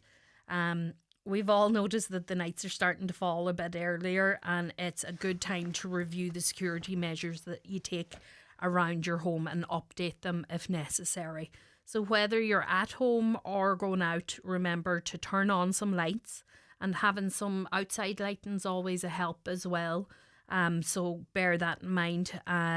Use timer switches, lock all doors and windows, use an alarm, store keys away from windows and doors. Don't keep large amounts of cash or jewellery in your house. And we've also noticed that garages can be targeted as well, so ensure that your garage is also locked and windows secured, and do not leave tools like ladders outside, as they can be used in order to gain access to your home. So let's not make it any easier for anyone. Please ensure that your car, van or whatever kind of vehicle you have is locked at all times, whether it's parked at home or elsewhere. Do not leave cash or other valuables inside. Park in a well lit up location if possible, and do not leave anything within view inside that might attract a thief. Just be vigilant and always report any suspicious activity immediately to Garda. I always say, we don't mind. If you're not sure, give us a ring, let us check it out. It's better that way. You know, what some of this footage shows me too, well, it doesn't show me, but you can presume that, you know, people might try a number of door handles before they get to the victim, and you have to sort of try and I don't think security such as, you know, cameras that are linked to your phone, doorbell. I mean, obviously everyone talks about the one brand of doorbell camera. There are tons out there now. I use an EasyViz one.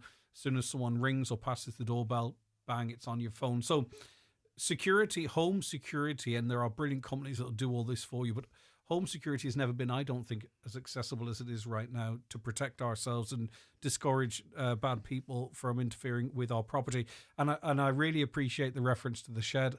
Sometimes our most expensive stuff's in there, and we make sure the house is locked up, and then we put a €2 padlock on the shed with a ton of stuff in it. And it's just human, and it's an oversight, and it's a great reminder from you. Right, yesterday we had National Slow Down Day. Do you know, and I mean, there's an awful lot of cars checked, and there's a big amount, too many people sort of, I suppose, that are caught speeding, but I mean, there's an awful lot of people that are driving within law as well, which would indicate, you know, this message it's for everyone, but there are a certain amount of persistent speeders out there. But anyway, what did National Slow Down Day show us, Claire? Yeah, so we were out on the roads across Donegal conducting speed checks. As you said, the aim of the initiative is to promote safer driving and reduce speed-related collisions nationwide. Coinciding with the first full week of schools reopening across the country, this was in place.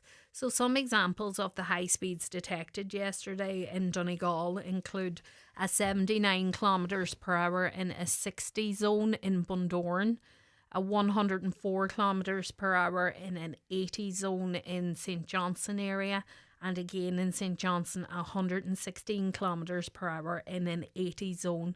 These are dangerous speeds, you know, and these limits are there for a reason. I think people forget that. It's not just random limits put in roads. There's a reason that's an 80 kilometre zone. You shouldn't be travelling above it.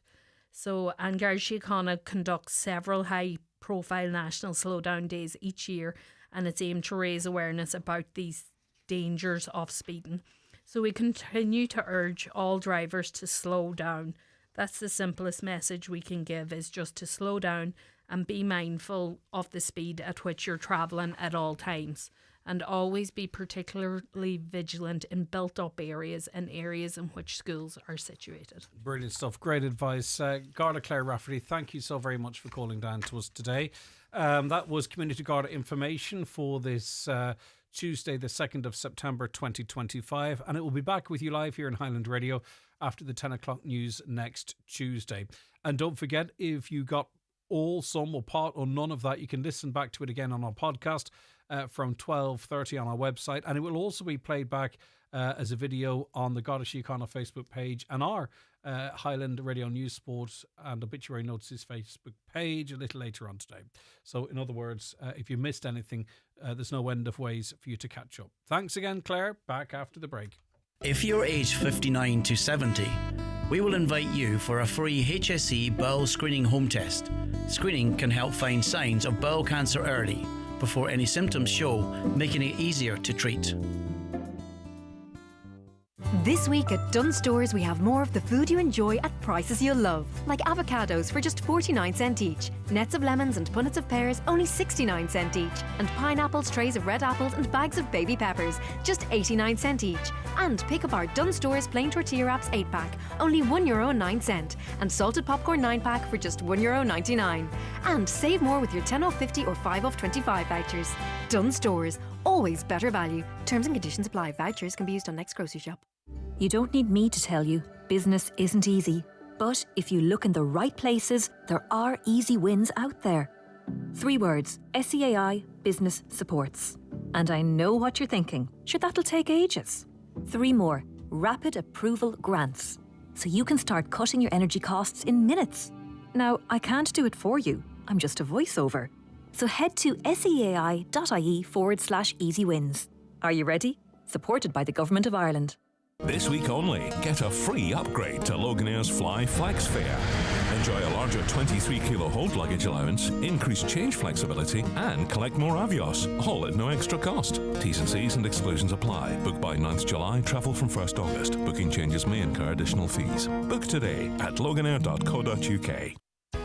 It's Greg Hughes here, inviting you to join us live on Highland Radio this Sunday for a special broadcast live from the London Irish Vintage Club Show in Greenford, London. I'll be talking to a number of guests, including the event organisers, representatives from the Clayton Hotel City of London, incoming Donegal London Person of the Year, Safe Home Ireland, the London Irish County Associations and Donegal County Council. So tune in this Sunday from 12 noon until 2 p.m. with me, Greg, live from the London Irish Vintage Club Show, London.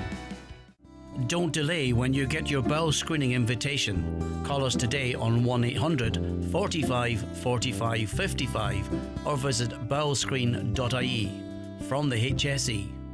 Okay, now this September, over 140 firefighters from across Ireland and the USA will take on an epic challenge. Well, let's welcome our guests to talk about this. Conor McGuigan, good morning to you. Morning, Greg. How are you? Good. Donegal Firefighters Association chairperson, of course. Conall Kane, substation officer at Ballyshannon Fire Station. Good morning, Conall. Good morning, Greg. How are you? Fantastic. And last but not least, it's that retired station sub-officer from Carndonagh. It's Mr. Ewan Doherty. Hi, Ewan. All right, you're muted, Ewan. You're letting the side down here, bro. We'll get back to you in a sec, but unmute your mic if you can. Conor, talk to us about this challenge. Yeah, Greg, this is the second year now on a row that we're taking in the cycling challenge for the Irish firefighters. We're taking it for Avion's Pink Tie. So at this time, last year we went from Dublin to Kinsale, but this time we're going down the Wild Atlantic Way. And again, we're being joined by our comrades from the FDNY. So it's going to be it's a longer cycle this year than it was last year. We've got an extra, I think it's nearly an extra 100 kilometres, an extra day to do this time round. So basically we are trying to raise money and an awareness for Avion's Pink Tie. Now, I'm sure some people will know what Avion's Pink Tie is about and some people might not. So just, so it's just basically, it's an Irish cancer charity for children, and it'll help provide vital support for families of kids that are in Dublin getting treatment for, cancer. So it's a very worthy cause, Like we have 10 firefighters this year going, whereas something similar to what it was last year. We have Seamus the Mason McLaughlin from Carndonagh. He's a cyclist. Sean Bill McLaughlin from Carndonagh. He's another cyclist. Your Union there. He's a cyclist. Cahill Doherty from Buncrana. Michael Donaghy, Buncrana. He's another cyclist. Ronald O'Donnell from Letterkenny. Myself from Letterkenny. Eugene McClafferty from Milford, and then Conal Kane as well from Ballyshannon. And we have one support unit, and that's Mickey Malloy as well. He's a retired station officer from Letterkenny. So yeah, so basically we're just looking to raise awareness, Greg, with yourself, and hopefully maybe drum up a wee bit of extra support. We're heading off this Saturday to begin on Sunday, and yeah, so any kind of extra publicity or any kind of extra support would be very, very welcome. That's fantastic. Ewan, you are a legend of charity events. You're building your legendary status in terms of cycling. You're as I say, you're well known for the fantastic work you do for charity right across this country. Cycling relatively new, is that the case? Yes, indeed. Well, yeah. Indeed, cycling is very new, and can attest to just getting the exercise bike about 8 weeks ago and doing a very hard month or so on that. And then Seamus the Mason, the professional cyclist, he landed up with a bike to me on the 1st of August. So I think since the 1st of August till today, I have clocked 480 miles. And training, so I'm basically every day. So I hope to give this a good shot and show that old retired men can just do as well as the young fellas. Oh, famous last words. No, I've no doubt about it, Ewan. And listen, it's a massive part of this journey you're doing. 442 kilometres from Limerick to Cork. That is, that's an epic challenge. Yeah, no, it is. And I mean, look, it's an epic challenge. There's going to be some hardship. There's going to be sore bodies. But look, at the end of the day, this is for children with cancer. And this is to support them. So a few days uncomfortably for us maybe, but we'll get over it in a week or so. Poor kids have to go through this for a longer time. And if we can benefit them by easing their comfort or their uncomfort, it'll be all worthwhile. And that's what it's all about. Yeah, Conal Kane, substation officer at Ballyshannon Fire Station as well. What's your background in terms of cycling? Have you been cycling? Is this in terms of, I suppose, the challenge that you're undertaking as well, is this a step up in what you've been doing in the past? No, Greg, I'm not a cyclist. I took on the challenge last year, and needless to say, it was tough. It was hard. But what drove me on was thinking of the kids in St. John's Ward, what they would give to be out on a bike on a glorious summer's evening, cycling up and down the roads of Ballyshannon or anywhere else in the country. So that was my inspiration to jump on the bike. I hadn't been on a bike since last year, from I was 13 or 14. So it's interesting, isn't it? It's perspective, isn't it? And it's a really good point you make, Conal. As we push ourselves or make sacrifices of trying to do something different, and we heard it from Ewan there as well straight off. A lot of these kids, or I think often sometimes the parents would give anything to be. And hopefully they will into the future, sailing off on a cycling challenge like this. I think it's a great perspective. Oh, definitely, yeah. Like it's it's the worst news possibly any family could receive, is that if a child has been diagnosed with a cancer-related disease, and it curtails them. But children are very resilient. They bounce back really quick, but it's a tough battle for them. And obviously, we do know some of them don't bounce back, and that's what gives me the drive. But I have done a cycle for our local school here back in March, the local Creevy hub. It was 100k. I haven't really done anything since. This is going to be another backside challenging. I've got to say, there's not going to be a tube of hemorrhoid cream left in the county by the time you boys are finished. Connor, lots of people doing this for lots of reasons. There's that transatlantic sort of connection between your colleagues, and we talked last year about the motivation for some is to commemorate 9/11 and to raise funds for Friends of Firefighters. And whilst the firefighting community is a global community, there is that, cross-Atlantic, cross-continent camaraderie there. Yes, well, like everybody knows, there's a big Irish connection with the Americans, So, as I say, I like to say that the Irish built America, sort of thing, But yeah, it's great to see the guys coming over and giving it the support. And there's days, as Connell said, and Ewan says, there's going to be sore days and there's going to be tough challenges, and it's great. Everybody will pull everybody along, and if you're having a wee bit of a low moment, everybody will help push you along, and the adrenaline and the camaraderie, it's second to none, So they have that connection with the Irish and Americans. It's always been there, So. Yeah. And listen, I think it's great that we're talking about it to recognise what you guys are doing. But obviously it's fundraising as well. Conor, I don't know if you want to indicate to any members of the public listening who might want to. They could be, firefighters themselves or members of a firefighting family, or could be someone who has availed of the services that you're raising funds for, or indeed just want to help support them. So how can people... other than cheer you on and applaud what you are doing, how can they financially support your work? Yeah, Craig, yourself, like cancer is a disease that doesn't discriminate, so it doesn't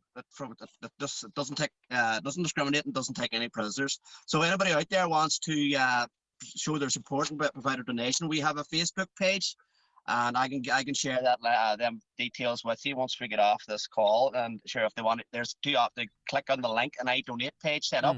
Click on the link and donate whatever amount they want. And if there's any businesses out there that would want to come on board and help support us anyway, please feel free to reach out, and either to yourselves or directly via our Facebook page, and we can take it further from there. But no, any kind of support would be greatly appreciated by everybody. Yeah. And as you say, it's a very worthwhile cause, and it's as it's for the kids, of Avon's Pink Tie and St John's Ward in Dublin, so it's a very, very, very worthwhile cause, Connell, it's a very worthwhile cause. There will be tough days, but I'd say it's great to getting together with, lads and ladies from across the country and abroad as well, for the banter and the pit stops and the chats and exchanging of views and crack, etc. A bit of fun to it too, Connell. There is, of course, there's a lot of fun to it. It's not just all about the pain and that, but we built great friendships with guys there. Actually, Deputy Chief John Corcoran of New York City Fire Department, he actually came over a week early to spend a couple of days in Donegal with his wife and a couple of friends. So, there's that financial push to get people, Donegal's here, Ireland's here, we're open for business, and they've actually rented an Airbnb in the locality, and they're staying for a couple of extra days. So there's all about that. So they want to come here and commemorate what happened to them on September 11th in 2000, 9/11. So they are here. The Chief John Corcoran lost 10 of his guys. And he'll be down the Garden of Remembrance, remembering his 10 colleagues that he lost on that particular day. So it's going to be poignant as well, there will be tears shed for them and that. But as for us, it is going to be good. It's not all about doom and gloom and everything, but we will have a bit of crack. We will keep our thoughts with the kids that we are doing this for, and hopefully that them funding, as Conor talks about, will increase now after this interview, and we'll be able to provide great support for them, maybe getting them a day out or buying them a new wetsuit or doing something like that, for them practical things. And Ewan, you're happy with how the training's going? You're ready to go now?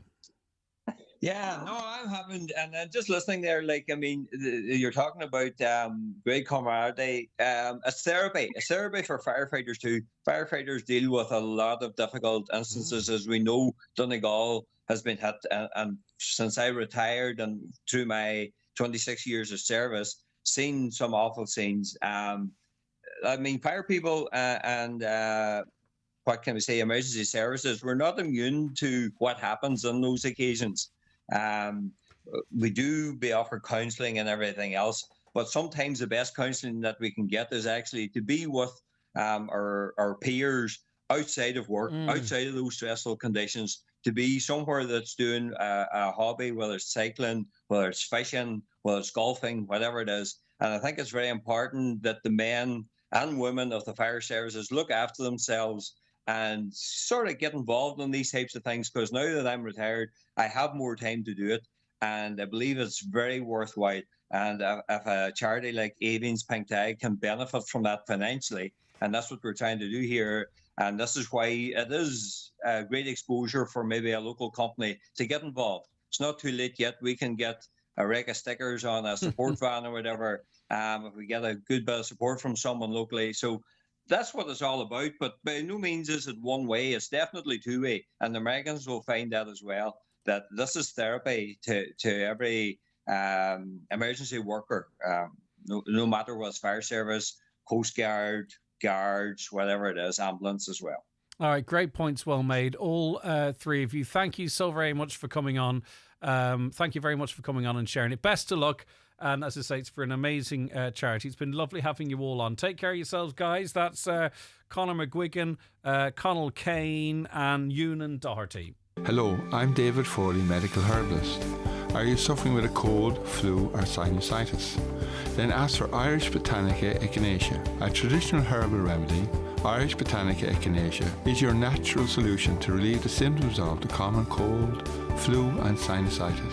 Call into the natural way, Letterkenny Shopping Centre for more information. The Irish Coast Guard is recruiting watch officers for its rescue coordination centres in Valentia, Malin Head and Dublin. Mayday relay. Mayday relay. It's our job to coordinate life-saving missions for swimmers, seafarers and anyone else who needs our help. Copy that, Rescue 115. Position confirmed. Proceed with rescue. Watch officers stay calm under pressure. We have to. It's how we save lives. Apply today at publicjobs.ie. Farmers of Donegal, want to know how a TAMS grant can work for you? Join us at the Inishowen Co-op for free information and advice from your local renewable expert, Efficient Renewables. We'll be in Carndonna on September 5th and Moville on September 12th from 10 a.m. to 4 p.m. Enjoy a cup of tea or coffee while you chat to the experts. Don't miss it and see how a TAMS grant can benefit you. Do you sometimes struggle to hear? It could just be earwax and it's easily treated. Hidden Hearing right now are offering free earwax removal for everyone over 60, carried out by our qualified earwax technicians. Call 1-800-370-000 or go to hiddenhearing.ie. Hidden Hearing, your hearing is our expertise. T's and C's apply. As the days get shorter, the kids get back to school, and we start to make our homes a little cozier. We're all looking for smarter ways to save. Electric Ireland can help get you there. Switch to our best smart meter plan and save up to 30%. Visit electricireland.ie.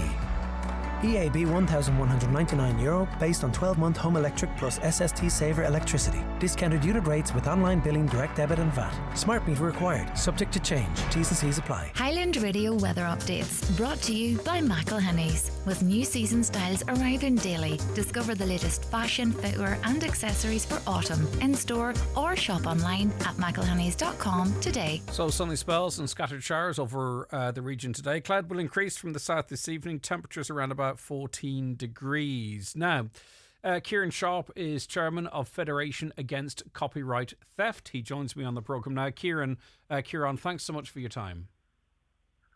Yeah, good morning, Greg.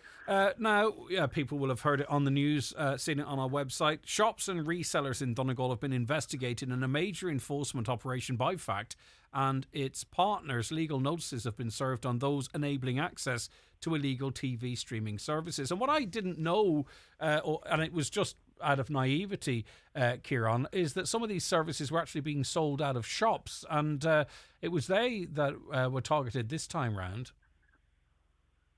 That's right, yes. So as you know, we've done previous operations where we've looked at people who are selling these kind of services through social media or other means. But of course, there is the shop situation as well, where shops in high streets and shopping malls have the opportunity to pass on streaming services or just the Fire Sticks as a one-off payment. And clearly we wanted to clamp down on this. And what has been, because in fairness, this is almost like a first contact. Am I correct in saying that you've issued these warnings saying if you desist now, that's the end of it, rather than sort of going in gung-ho right from the offset. Exactly right, yes. What we want to do is prevent future offending, clearly.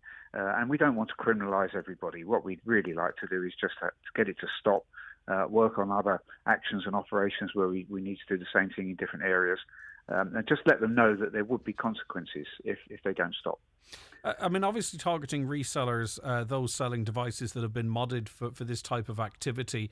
How close are you to being able to target often the source of these streams? Is that complicated? Maybe they're hosted overseas, I don't know. But it's almost whack-a-mole, isn't it, in discouraging the resellers? But fundamentally, the core providers, you don't hear too often, or maybe I'm wrong, of them sort of falling foul.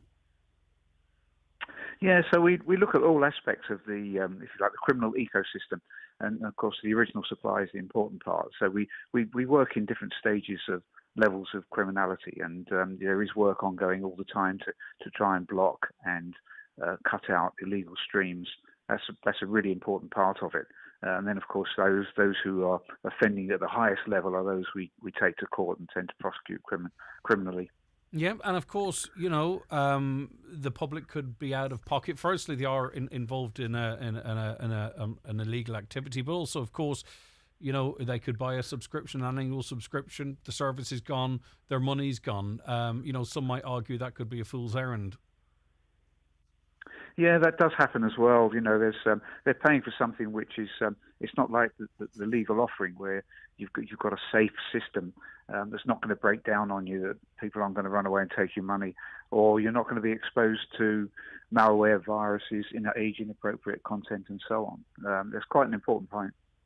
All right, Kieran. The warning's out there, though. People actually might even recognise the shops by some of the front displays and what have you, but the teams were around. They've issued these notices. And for the most part, although the window of opportunity is still open, I presume for the most part these shops have been compliant. Yes, that's right. Yeah, we've given them some weeks to work all that out for themselves, but that's exactly right. We expect 100% compliance. All right, Kieran Sharp, Chair of FACT, that's Federation Against Copyright Theft. Thank you very much indeed. Okay. Now, we were speaking to Gemma, a mum earlier on, who has a child with autism, I believe she said. And the bus service is routinely late. It's supposed to arrive at 9:15 to get her son to school for 9. Often it's there sometimes as late as 9:15. Now, he doesn't like waiting and can end up getting on the bus very agitated, ends up in school very agitated. So it's in everyone's interest that the bus is there on time. And I suppose the default position would be that, the bus needs to leave earlier. But we've been contacted by a bus escort who says that maybe there's more to these, not Gemma's case necessarily, but more to these cases than might meet the eye. So I'll read what they say. I'm a bus escort, and while I fully sympathise with Gemma, the lateness is not always that straightforward. This morning we began the run on time. The first child was ready. That's a 5-minute delay. The first child wasn't ready. Sorry, that's a 5-minute delay. At the third house, the child needed to change again. So that was a 10-minute delay. And that could happen 5 or 6 times on one route. These are things outside of our control. All of these children are special needs and have complex needs. And we have to understand that these things happen. So that could be a counter explanation as to why that's happening. That being said, I would imagine that information would filter down to the likes of Gemma if that was the problem consistently. And we also have to remember too, there was a period of time post-Easter in the last term whereby the bus was on time all of the time.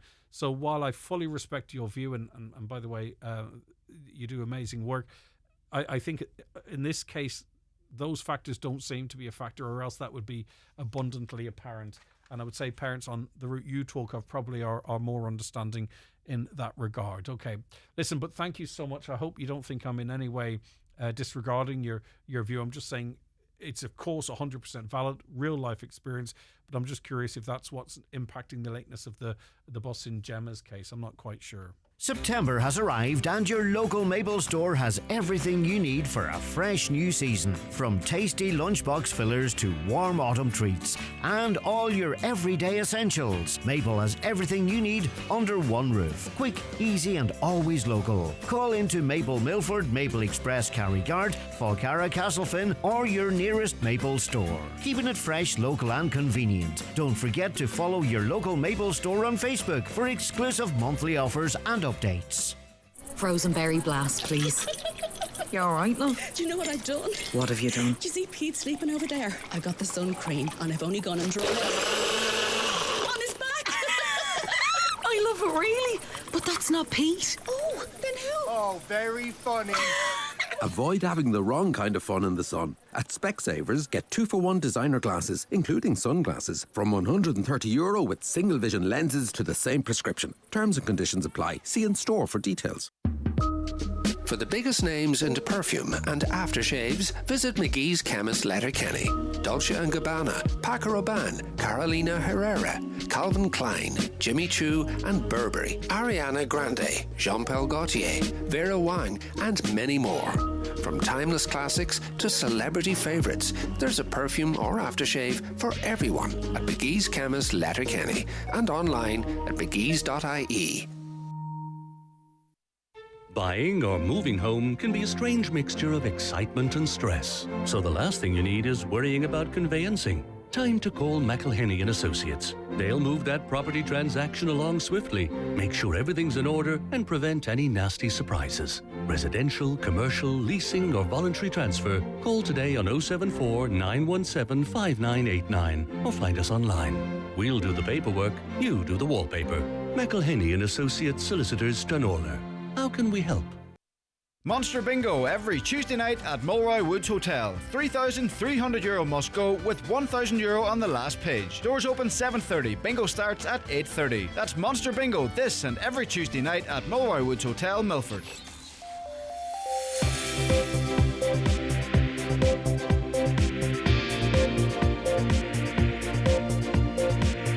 With all the stories that matter across the Northwest, it's Greg Hughes on the 9 to Noon Show on Highland Radio. It is 11 o'clock. Let's get a news update and welcome back into studio, Donald Kavanagh. Thank you, Greg. Good morning. Investigations are continuing into a collision involving a Garda car on the R238 at Carnashana Burnfoot. The two-vehicle crash happened at approximately 20 to 6 on Saturday evening last. The drivers of both vehicles were taken to Letterkenny University Hospital to receive treatment for non-life-threatening injuries. Garda urging anyone who may have witnessed the collision or was in the area at the time with a dash cam to make that footage available to them. The investigation will be coordinated at Buncrana Garda Station. Meanwhile, Garda in Letterkenny are investigating reports of an assault on a man in the Remelton Road area of the town on Monday last week. It happened at around 6 o'clock between the station roundabout and De Valera Road, close to the bus shelter.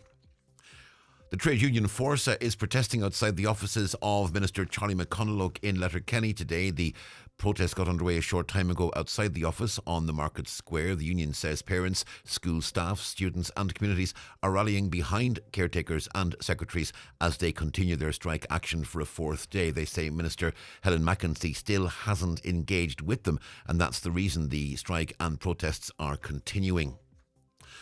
As you've been hearing on the show, Donegal was one of the counties targeted in an operation which has seen 15 shops and resellers issued with legal notices over so-called dodgy boxes. The Federation Against Copyright Theft says it's targeted retailers enabling access to illegal TV streaming services as part of a major enforcement campaign. The joint operation by FACT and Sky led to legal notices being issued in Donegal, Kerry, Louth, Laois, Mayo, Kilkenny, Wexford, Meath and Cavan. Gardaí and Ballyshannon are investigating the possibility that a number of burglaries in the Brookles area in the early hours of Saturday morning last were linked. Cars and sheds were entered, items were taken and a car was stolen and later abandoned outside Killybegs. Meanwhile, a number of unlocked cars were entered at properties in the areas of Tullantane, Brookles and Meenalcarry, Killybegs, also in the hours of Saturday morning. Full details on our website, highlandradio.com. And the deadline to accept offers from the Central Application Office, round 1, is today. Applicants have until 3 o'clock to make final decisions or risk losing a college place. Round 2 offers will be issued on this coming Monday. And they're the headlines. Back with news headlines again at 12 noon. Donald, thanks so much.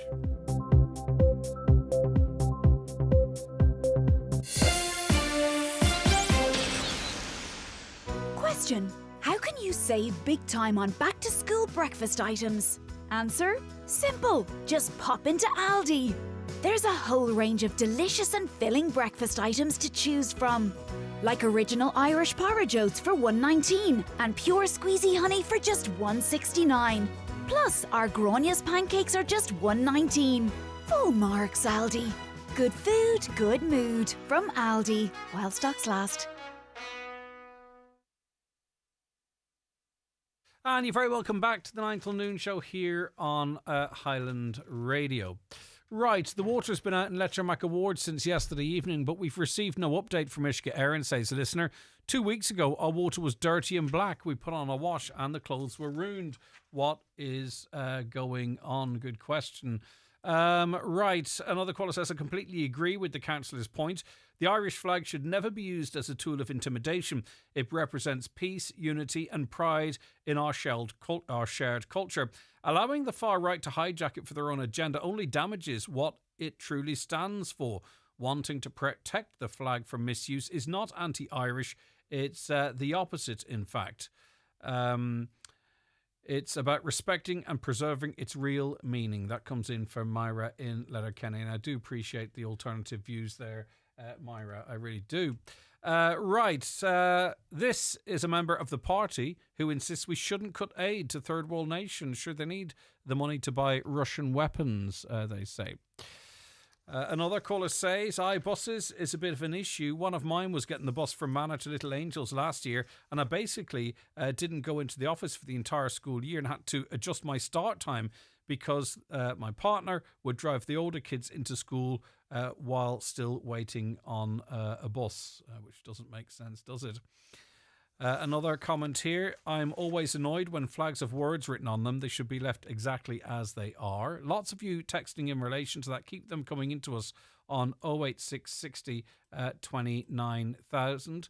08660 25,000. I was typing 9, Caroline, because I'm a multitasker, you see. Or give us a call on 07491 25,000. We're all proud of our national flag, says the listener. Let's not use it to express hate. That to me would be a disgrace. I've been flying the tricolour for years, and it's because I'm in Ireland and it's the national flag. I also fly the Donegal flag. Are we to abandon our heritage now? What nonsense, they say. We are not far right. We're working class, tired of this government system forced on us, says a listener. I understand where you're coming from, but you're not targeting the government in doing that, actually. What some would argue is you're targeting different groups. Maybe that's the aim as well. I don't know, but it's not really targeting government at all. If the truth be told, they don't care. Right, we're joined on the programme now by Dermot Pepper, who's a journalist with journal.ie. Dermot, thank you very much for your time. It's greatly appreciated. No, thanks for having me. Right, so talk to us about this ongoing operation in Donabate. What's the background to this story?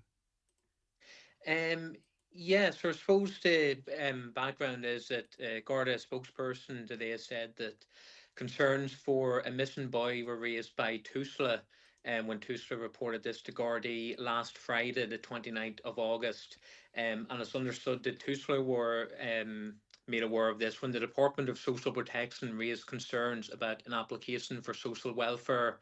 It's understood an application was made for child benefit in the name of the child, but when this was examined by the department, they discovered there's no record of the child having ever gone to school. So Gardaí today said that the boy who went missing a number of years ago is presumed dead, and that an area of Donabate will be subject to a search in the coming days. Now, they have spoken to people in relation to this, and they seemingly are keeping their minds open in the investigation as to what might have happened to this child. Yeah, so it's been a number of years, at least 3 years, since there's been any confirmed sighting of the child who went missing when he was around 3.5. It's understood he'd be around 7 now.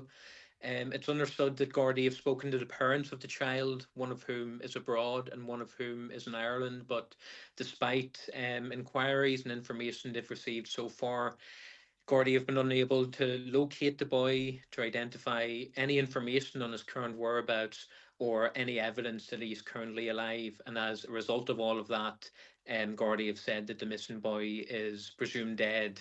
It's also understood that Garda haven't ruled out any possibility ranging from a homicide or to death by natural causes. But in any case, concealing a person's death or the secret burial of human remains are criminal offences. And yesterday, investigating Gardaí took control of an area of open ground in Donabate in Dublin, which is now going to be the subject of a search in the coming days. And no arrests have been made, but Gardaí said investigations are ongoing, and they've appealed, I suppose, for time and space to carry out the operation, which they note is a very sensitive operation. Yeah, and the appeal is for space, not for witnesses or anyone with any information, which is what people might not see as the norm. Yeah, indeed. So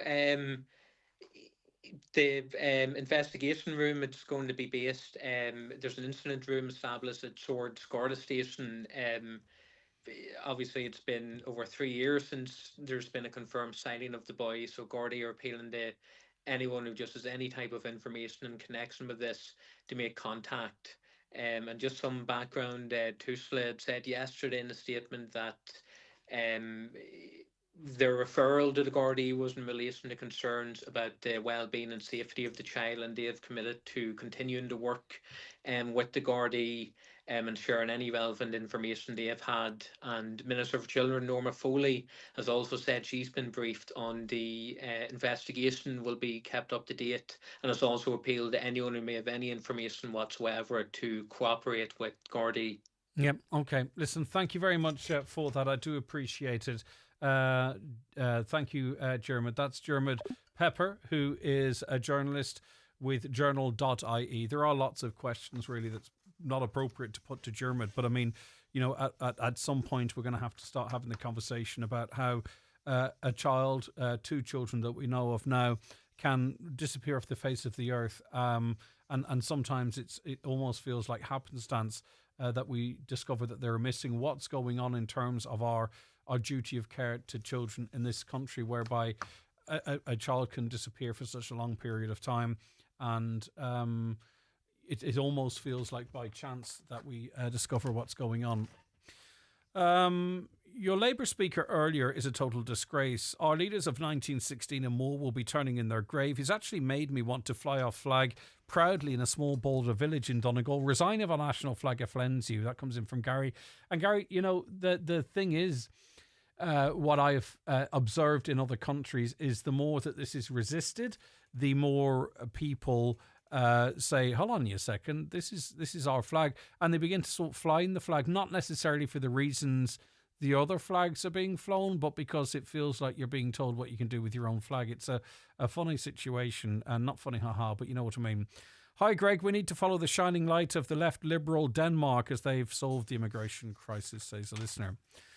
Tell that man that the economic migrants are here and it's not nonsense. Tell him to take a walk in Letterkenny, and I guarantee you he'll see at least 10 people who aren't from here before he gets halfway down the town. It's like a different nation now. But obviously, depending on the time of the day and the area, that's a given. The thing is flying the flag, say some people see as it's intimidating, is that a proportionate response to the economic migrants, as you describe them, that might also make people who are Irish but may have darker skin, or who are kids of Irish, are they maybe feeling uncomfortable or targeted? A price worth paying in your mind, certainly not mine, but in your mind, to highlight the fact that you see more foreigners walking down the street, if that makes sense, because, you know, every action has a reaction. Good morning, Greg. That guy Dara should go and take a good look at himself. I'll fly my flag of my country when I like. No one will tell me not. I'm not far right. And other people do have a right to fly the national flag. Funny enough, though, you do and you don't. Like, you don't have the right to fly the national flag on the telegraph pole outside your house, you know, on the main street, for an example. You must seek permission for that, apparently, according to the rule of the law. So you have the right to fly your national flag, I would imagine, from your own private property, but not necessarily from public infrastructure. This man is getting well paid for his going against our rights. That's our national flag. And he believes he's a puppet for a higher minister, and so on and so on.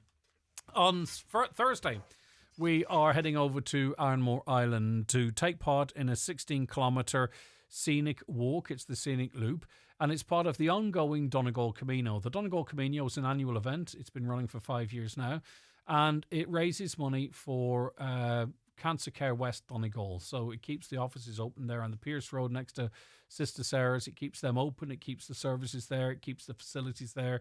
It helps to do that greatly.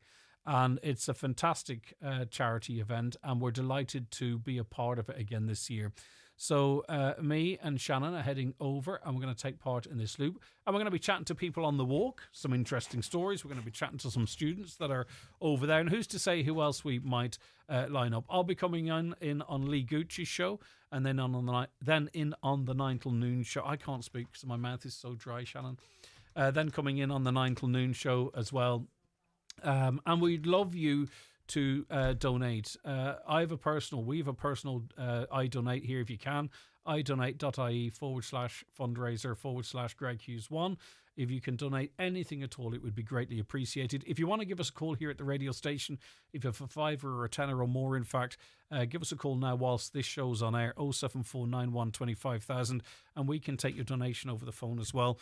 All of the money goes to Cancer Care West Donegal. My involvement is as much to sort of back the guys that are doing it, bring a bit of publicity to it, and if I can take a grand or so over to Ironmore Island with me on behalf of the 9 till noon show family, all the better. Right, let's get to the presidential election. Sean Defoe, political correspondent, joins me on the line now. Sean, good morning. Good morning. Right, we're starting to get some stuff we can get our teeth into now, really, aren't we? Let's focus on Fianna Fáil. Micheál Martin's come out and backed Jim Gavin, the local minister here, junior minister. Charlie McConalogue last night also threw his weight behind Jim Gavin, but we also have very popular within the party MEP Billy Kelleher. He wants to sort of be in the running to be Fianna Fáil's candidate. What is the story with that race, and how likely is it that it will be a contest? I think it will be a contest. I think the low bar that they've set to get on the ballot of just needing the backing of 5 members of the parliamentary party out of 71 means it's pretty likely it is going to be a ballot. Jim Gavin already has way more than that declared. Billy Kelleher already has 4, so he's pretty likely to get on there. And then I suppose the watch to see does anyone else, does a Bertie Ahern or somebody manage to get worm their way in. You would have to say, obviously, Jim Gavin looks now to be party headquarters' favourite, and their deemed candidate, Micheál Martin, has been speaking to him over the summer as a Jack Chambers, and he now has the backing of all the cabinet ministers, as you mentioned, Charlie McConalogue and some of the junior ministers now coming out. As well, Billy Kelleher starts from behind on this one. He does have some support in the parliamentary party, and they think that they can make this a contest because the vast majority are still undeclared and haven't tipped their hand one way or another. So it's going to be a pretty furious week of campaigning for the two of them behind the scenes. It'll be this day next week, around this time actually, that they'll be going into the parliamentary party meeting and starting to vote on who will be the presidential candidate. You'd have to say at the moment it looks advantage Jim Gavin, but never rule a Cork man out. No, certainly not. And speaking to grassroots Fianna Fáilers, they're keeping their powder dry, and many I've spoken to, nodding towards Billy Kelleher. Is there a danger that this has been mishandled by Fianna Fáil and it could get really quite awkward? Obviously, Micheál Martin's nailed his colours to the mast. He's got some big names behind him, but it's not they necessarily that will make the decision. This could end up being framed, if it's close, as some sort of a referendum, an internal referendum on the leadership of the party. Did he jump the gun, in your view, in, as I say, coming out so strongly in favour of Mr. Gavin so quickly? I don't think he jumped the gun because that was his priority. And Micheál Martin always, all through the summer, we knew he didn't particularly fancy any of the options that were there from within Fianna Fáil. You could make a commentary, of course, on what he thinks of the state of Fianna Fáil on that. But I think that largely looks to the situation where, the last time Fianna Fáil contested the presidency, they were riding high at more than 40% in the polls. It was back in 97. Bertie Ahern's government was in place. It was a very, very different time to what Fianna Fáil is now. And so if you're going to win a national election like a presidency, you need to have more broad appeal. And that's what he's been looking for throughout the summer. And he did eventually land on Jim Gavin. Now, there are people, and I'm sure you've spoken to them as well, who are happy it's not a Fianna Fáiler or not a dyed-in-the-wool Fianna Fáiler. We don't know what Jim Gavin's political views on any subject are. He wasn't exactly particularly verbose with the media during his time as Dublin manager. And so we will have to see over the next little while, as he campaigns to individual TDs in particular, what his viewpoints are, what his view of the world is. Why would he be a good candidate for them? Billy Kelleher is much more of a known quantity. He's been a TD, he's been a junior minister, he's been an MEP. They know what they're getting. He is dyed-in-the-wool Fianna Fáil, and we know, and this is the argument that his supporters are making, where he has stood on different referendums over the last number of years, where he's campaigned on Fianna Fáil values, if you like. So there is a bit of a debate internally. Do they go the celebrity route of the more known character of the GAA guy and, back up his experience as a member of the Defence Forces, as a chair of the Dublin City Task Force and all the various things he's done in civil life and try to make him a politician?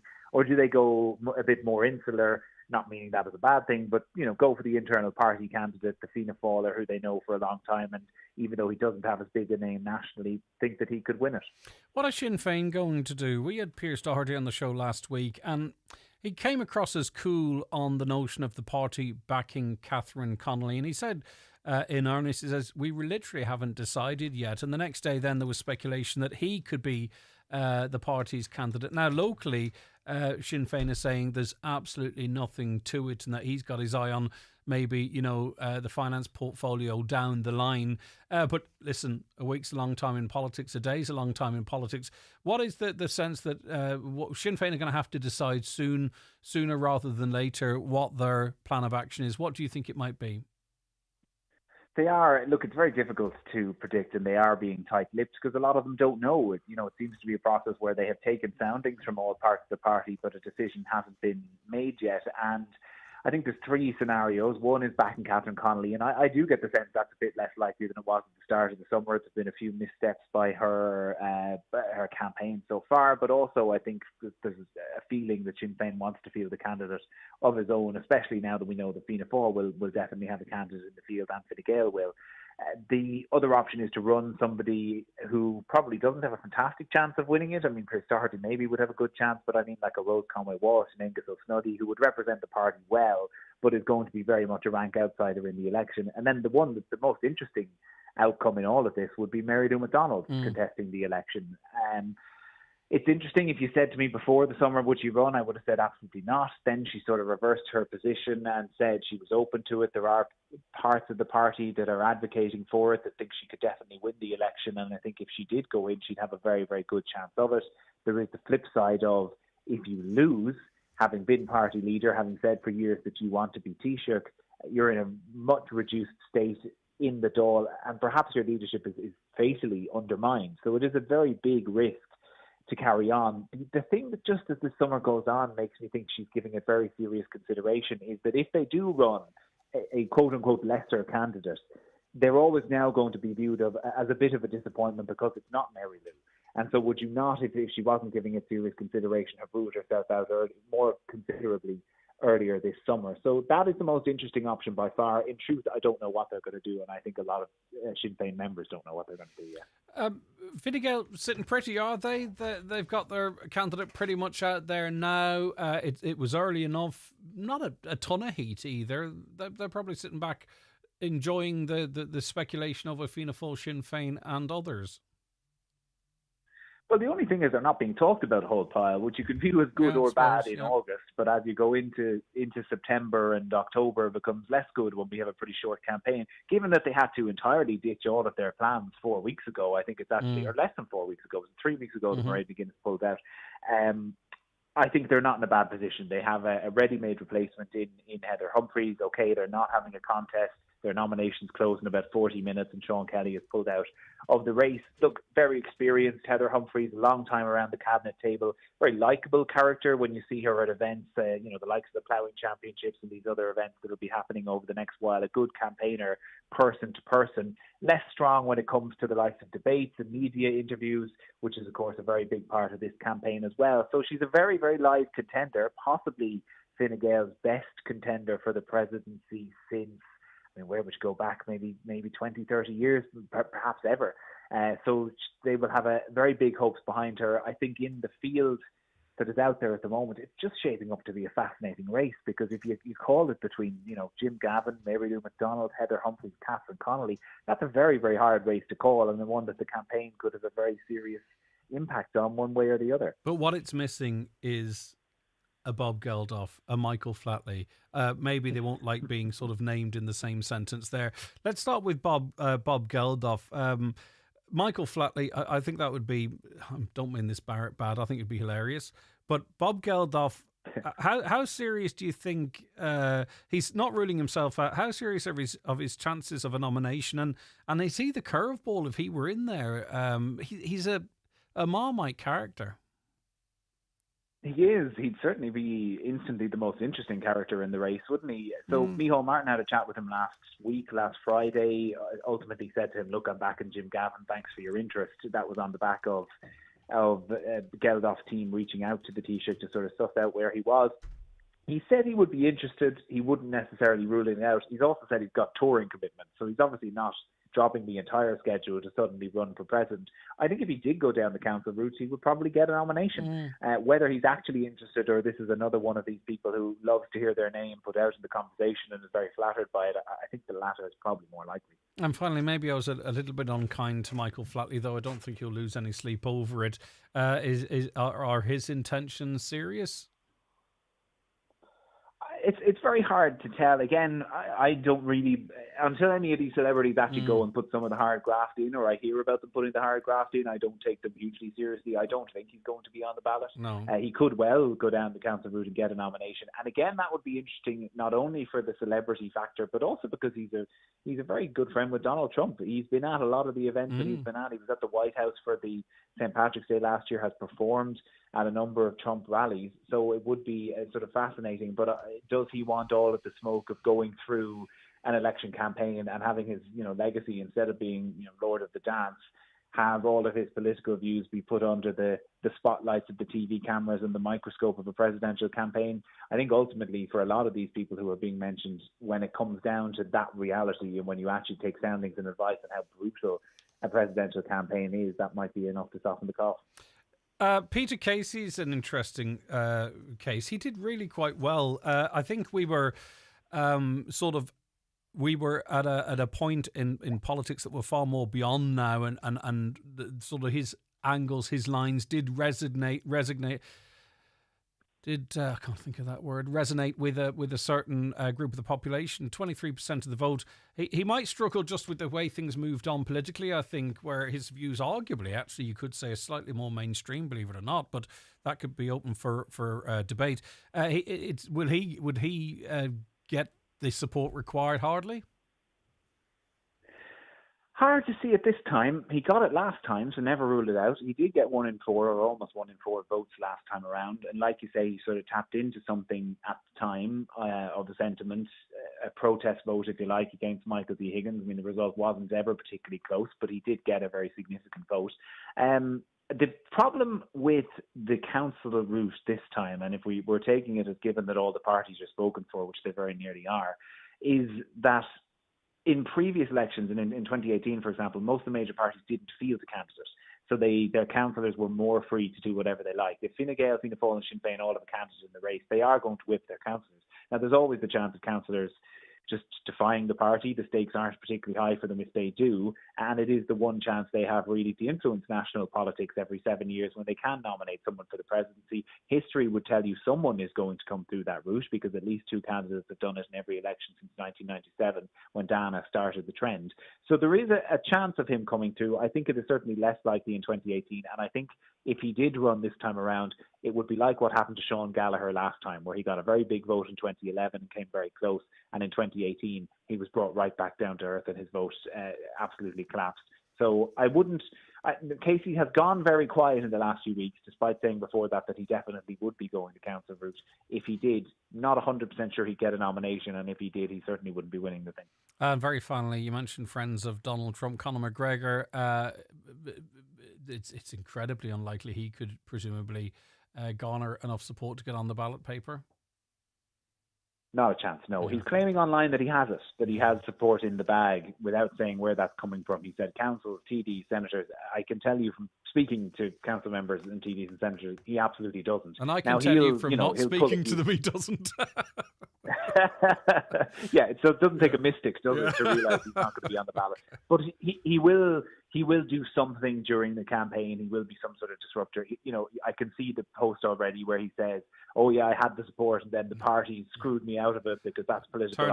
Turn outside the TV studios when the debates are ongoing, or whatever it might be. I know exactly something like that. Totally fictitious, made up stuff. But he won't be on the ballot paper, thankfully. All right, Sean, listen, thanks so much for your analysis. Greatly appreciated. Take care. That's political correspondent Sean Defoe chatting to us there. What's your views? 08660 25,000.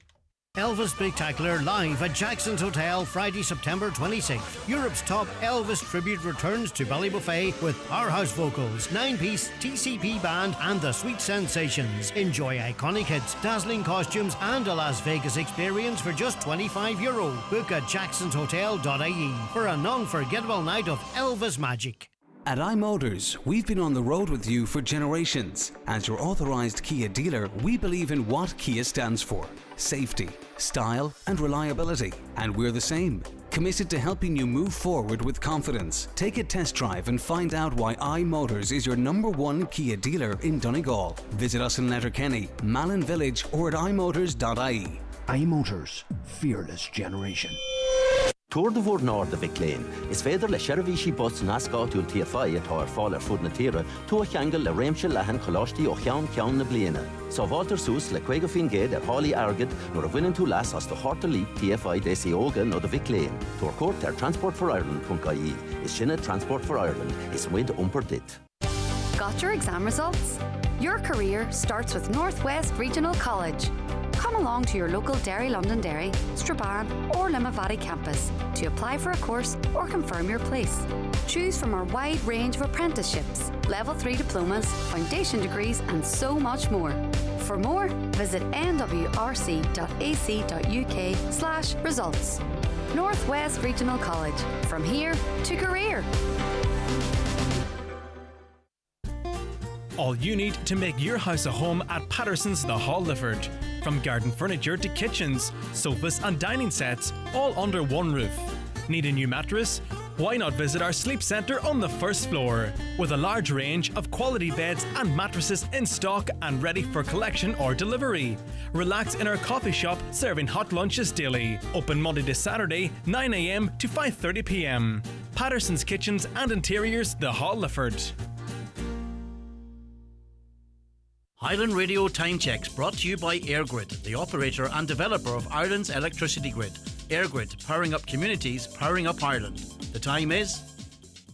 It's 11:30. Kevin O'Sullivan joins me on the programme now, and we're back to the issue of the 95-year-old oak tree down in Ballyrain in Letterkenny. There was a lot of conversation about it when it was under threat. That threat never lifted, but the conversation in the public arena waned somewhat. Its future may well be determined very soon. Kevin, thank you for joining me.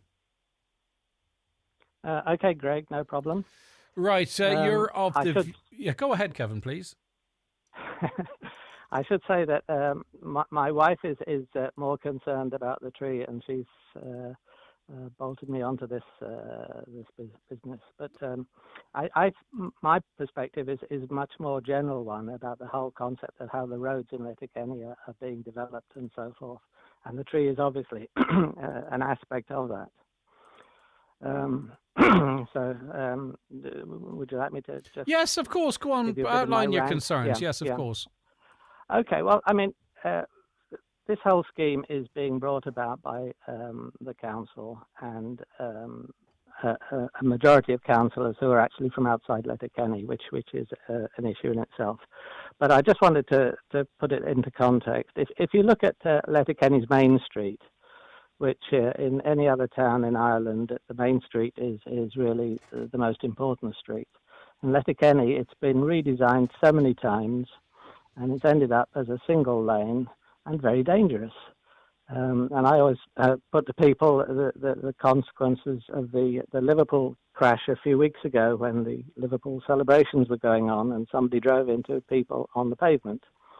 Now, within seconds, ambulances, police cars, fire engines could get to that scene, and fortunately, nobody was too seriously injured.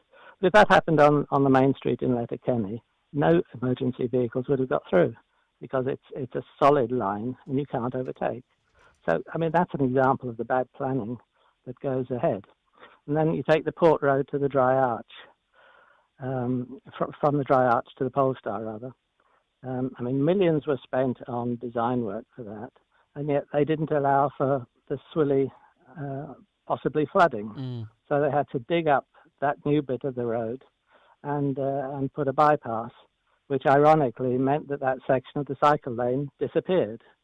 But Kevin, ironically, again, though, we are planning for the future, it would seem. So when Letterkenny is bypassed and an awful lot of traffic, one would hope, is taken out of Letterkenny, hopefully significant shopping traffic remains and local traffic. We're planning for the future to improve traffic flow, to make it more safe for pedestrians, for cyclists. Is that not the type of planning that we're seeing now that you are claiming was absent in the past? No, because the only way to improve through traffic through the town and to help cyclists is to have the Bonagee bypass. All that's happening at the moment is a development from people who've made a mess of the existing town. I mean, if you going back to the 4-lane highway, you have a situation where two large vehicles can barely pass each other, where ambulances and Garda cars can't get down because it's generally blocked. There's an enormous length of cycle lane on each side of that new road, and you don't see a cyclist on them. So I think also the problem is that what they're trying to do with this scheme, and we haven't really discussed the scheme in detail, is that they're trying to solve bottlenecks that exist now, and the way they're doing it is extending the necks of the bottles, which is actually going to make it worse.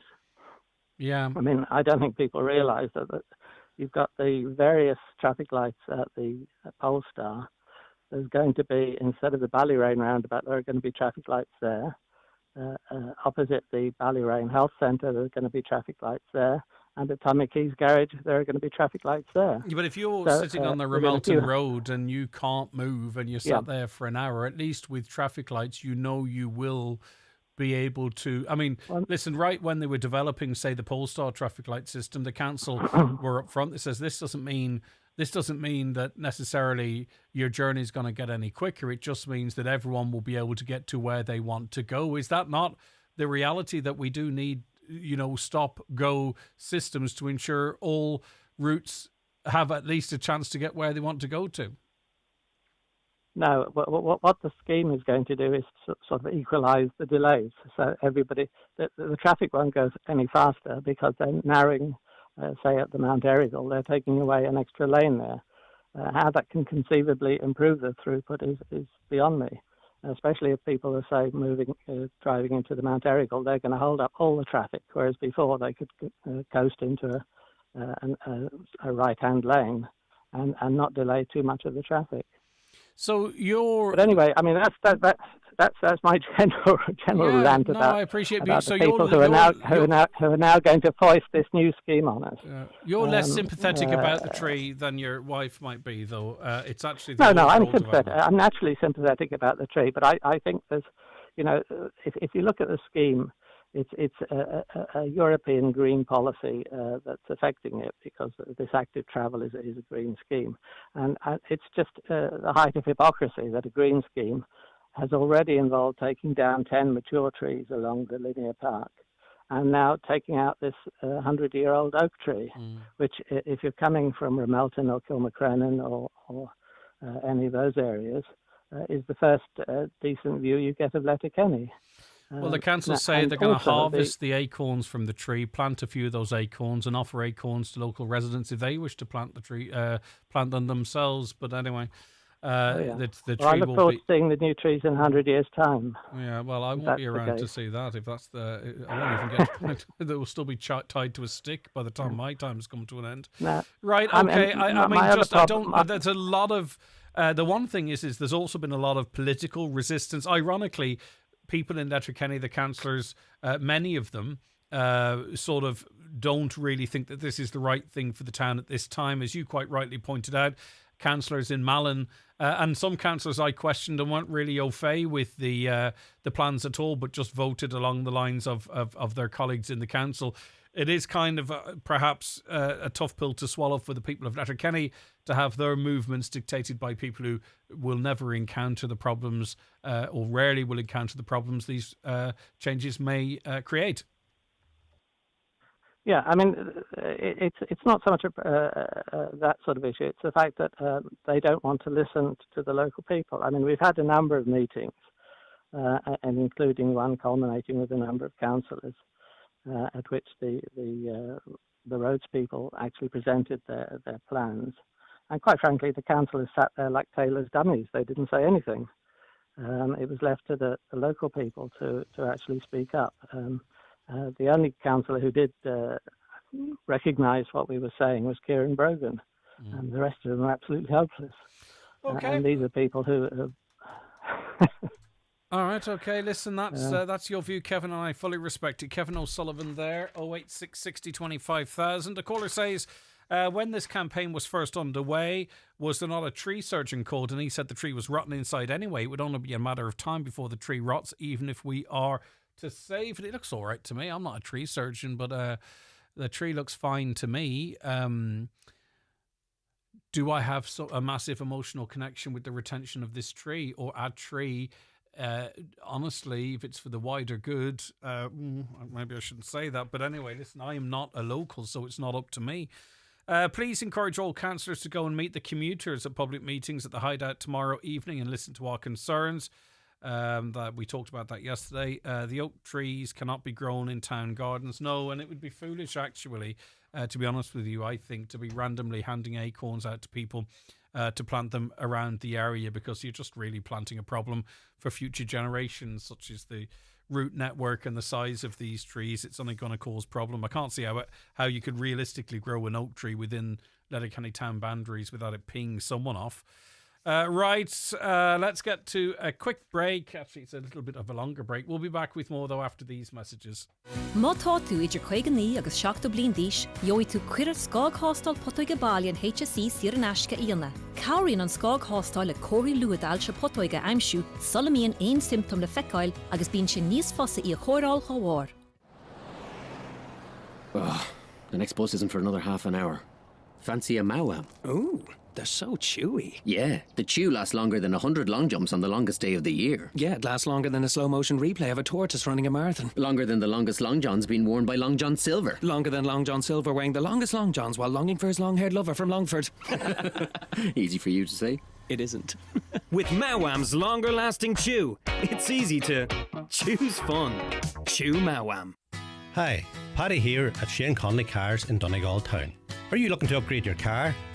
With Shane Conley Cars, you'll find makes and models for every budget. Great finance options, and we also accept trade-ins. Check out ShaneConleyCars.com or call in to us at Shane Conley Cars from Lonaher Road, Donegal Town.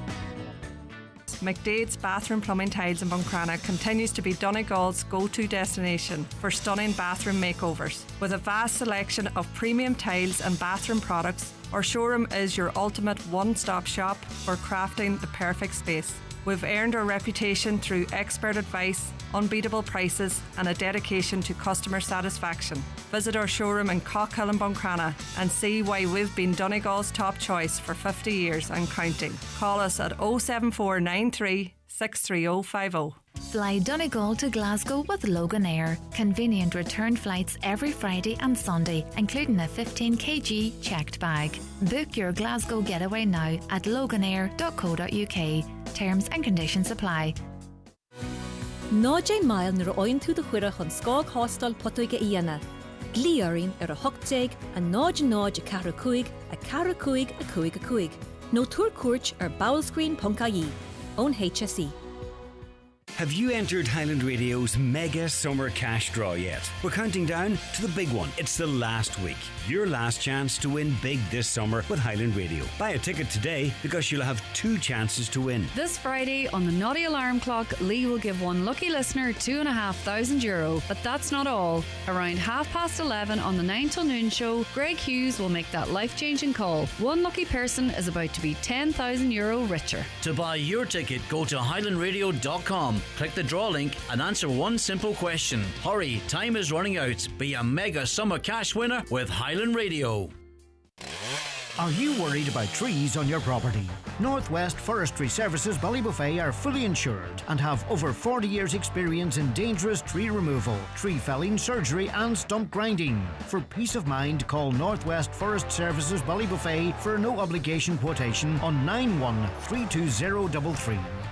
Get ready for the Donegal League at Brian McCormick Sports. BMC teamwear, mitre training or match balls. View the value packs online at bmcsports.ie. Training equipment, water bottles, have them delivered or call in store. Brian McCormick Sports, sponsor of Donegal League Premier Division. All around Ireland, ordinary people are doing amazing things every single day with Return. They're turning empty bottles and cans into everything from vaccines to volunteer rescue boats. Like Buncrana Hearts Football Club, who are raising money through Return for sports equipment. Now, thanks to empty bottles and cans, their pitch is full. Join the thousands of initiatives using Return for Good at return.ie. By taking the bus, the train, walking or cycling whenever you can, you're playing a part in helping to reduce Ireland's transport emissions. To help you on your way, this year over €1.6 billion is being invested in public transport nationwide and over €1 million a day on our walking and cycling routes. This has helped more people than ever to access more sustainable transport, because wherever you're going, your journey counts. Visit gov.ie/your journey counts. Brought to you by the Government of Ireland. Highland Radio weather updates brought to you by McElhenney's. With new season styles arriving daily, discover the latest fashion, footwear and accessories for autumn in store or shop online at mcelhenneys.com today. Okay, let's take a look at that weather forecast for today here for our region. And I can tell you that there'll be sunny spells and scattered showers. Cloud will increase this evening though. Highest temperatures of 15 or 16 degrees with light southwest breezes. I'm joined on the programme now by 100% Redress Party Councillor Ali Farron. Good morning to you, Ali. How are you keeping? Going good, going good. It's good to have you with us. Right, so you are talking about life in rural Ireland. Tell us the points you've been making. Well, most people know I live in Mallinhead, one of the most rural parts of the country, and there's certainly an element that you feel that we're being, we're worried about the deterioration of our communities and the lack of services coming in, and the ones we have we want to hold on to. So that would be my main consideration at the moment. The reason you probably have me on here today is because I made a video last night in relation to Corncrake Life being discontinued in this neck of the woods. And while I'm not the greatest, or haven't been the greatest lover of the Corncrake, I always felt it was something that was a noose around our neck. It was very restrictive. But it's a tattoo on a map that we cannot erase. It's designated a large part of Mallinhead as a special area of conservation for corncrakes. Now, this was done by Europe, and it's been funded by the National Parks and Wildlife and actually the Department of Housing and whatever other part is on that. So they're the people that's engaging with local farmers to encourage, or the where working with local farmers to encourage to create better habitat that corncrakes could come and live in it, and one thing and another. And we were finding in the last few years, local people cannot get building in this area. We cannot get, extensions or get new houses built. And as an effect of that, that means our school numbers are dropping. It's going to have a massive effect. There's people from this area moving out of this area. But what was taught to me, or I learned at one of the meetings that we had with the National Parks and Wildlife, is that there's a possibility of getting planning legislation less restrictive if we can get our corncrake numbers up in the area. Now, we need, I think, 6 breeding pairs in the certain area of Mallinhead, and nationally, I believe corncrake numbers are up, but in Mallinhead, they're not there yet. And we're learning now at the end of this year, the funding that goes into National Parks and Wildlife, or goes into the corncrake life, is being discontinued. So farmers who have been encouraged this last few years to farm in a way that was very more, that would be more encouraging for corncrake to survive or to come and breed, are the carpet of funding has been pulled out from underneath their feet, and basically the corncrake's on its own, which means that there's going to be no encouragement or no system in place to encourage corncrakes to come to this area so that we can get building.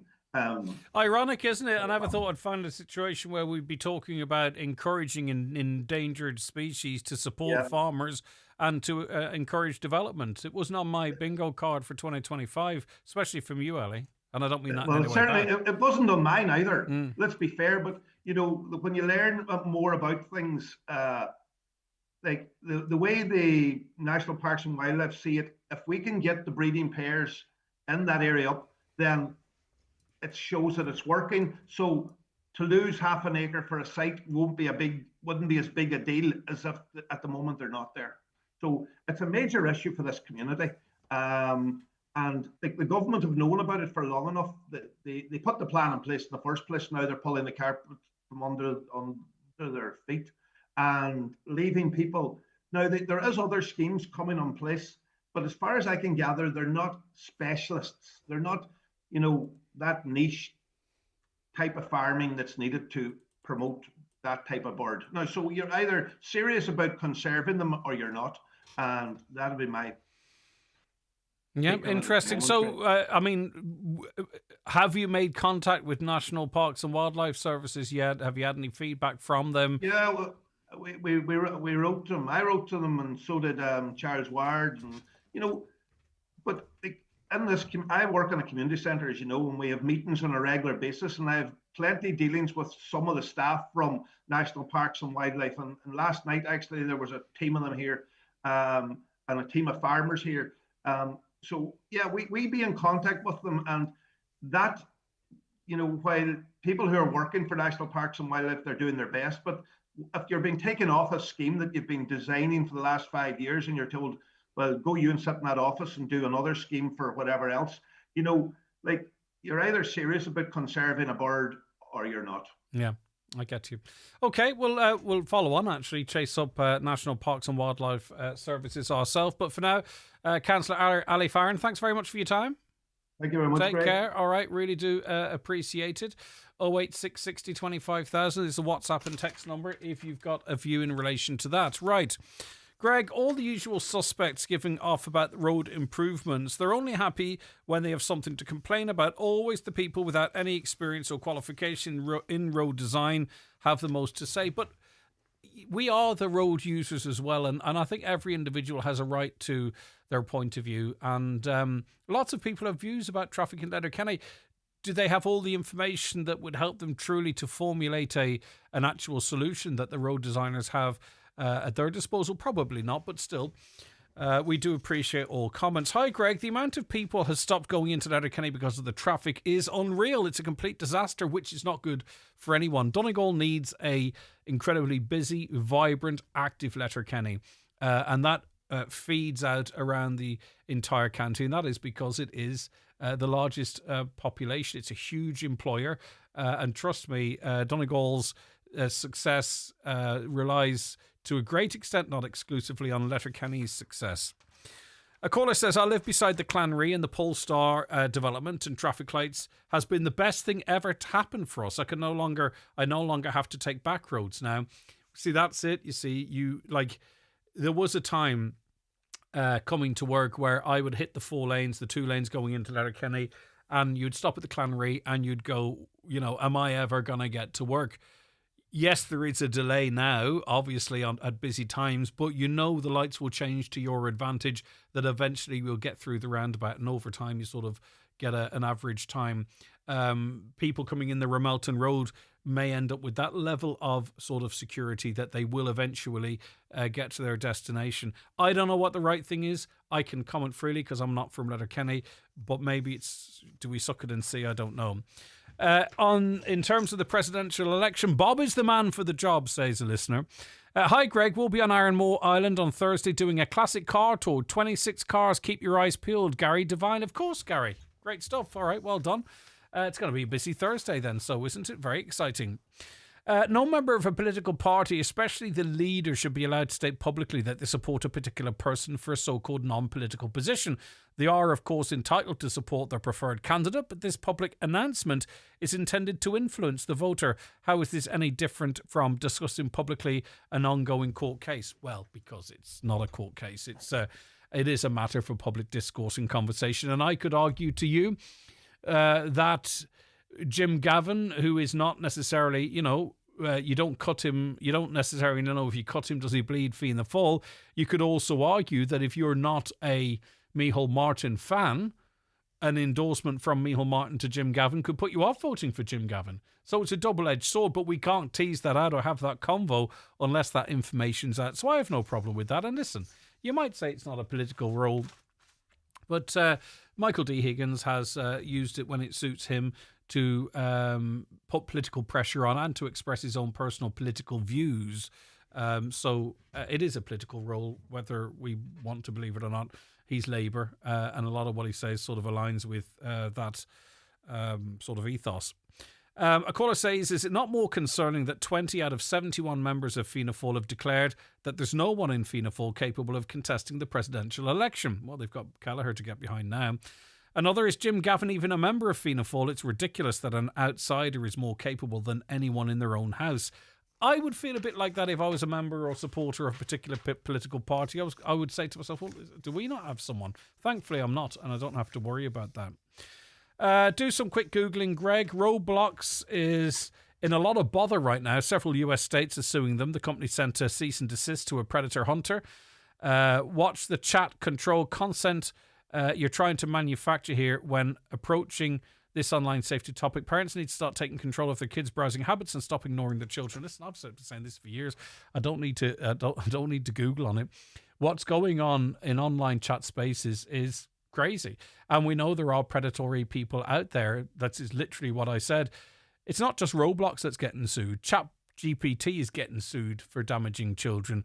Twitter is suing back. X is suing back for extra measures being put in place to protect children. Meta themselves are resisting European measures to protect children, and there's court cases ongoing. So I'm very familiar with Roblox. I never allowed my children on it. At least, with the likes of the PlayStation, certainly there's content filtering, but you have to keep an eye on what your children are doing, because you wouldn't allow them to run around on their own in a massive city chatting to every stranger of all shapes and sizes, yet in certain online spaces that's exactly what's happening. In relation to RTE pay, they should be paid the same as every other human per week. It's a complete joke, but only in Ireland. And yeah, it is kind of only in Ireland. I would vote for Bob Geldof for sure. I think the Bob Geldof presidential candidacy has the potential to be interesting if he were to go for it. Do all these people who talk about the right to fly the flag actually show it the respect it's due as our national flag. As per protocol, the flag should only be flown from sunrise to sunset unless it's illuminated at night. Do they ensure that it is in a respectful condition? That is to say, it should not be flown when tattered, dirty or faded. The amount of flags I've seen flown have shown very little respect. I agree. I understand. I think all flags should be treated with a certain respect, definitely. But in relation to our national flag, that's somewhat enshrined. Good luck to these enforcers encouraging people to resist from using preloaded fire sticks. With the prices Sky charge for premium service, it is. Why do they charge so much for their services? So Liverpool can spend $500 million in the transfer window? That has to be funded somehow. But anyway, this so-called clampdown is only spreading the word that a cheaper option is available. A consumer cannot be caught unless the Garda enter the room when a subscription programme is actually being watched. Chances of that happening are negligible. Possession of a preloaded fire stick is not illegal, so nothing to worry about. And I think there's actually a little bit of grey area in the law in that regard to downloading versus streaming, whereas downloading onto a hard drive certainly I think is legal. Streaming, I think it's a little bit of a grey area. Not really quite sure, but there you go. Of course, people are going to still keep going for that option. The only way that stops is if they are able to block the sources. You remember the Dream boxes? They found a way around the Dream boxes. The only way you'll stop illegal streaming is if you find a way to cut the stream off at source, if the truth be told. All right. Listen, thank you so much for listening to the show, watching the show, engaging with it. We really do appreciate it, but that's it for this.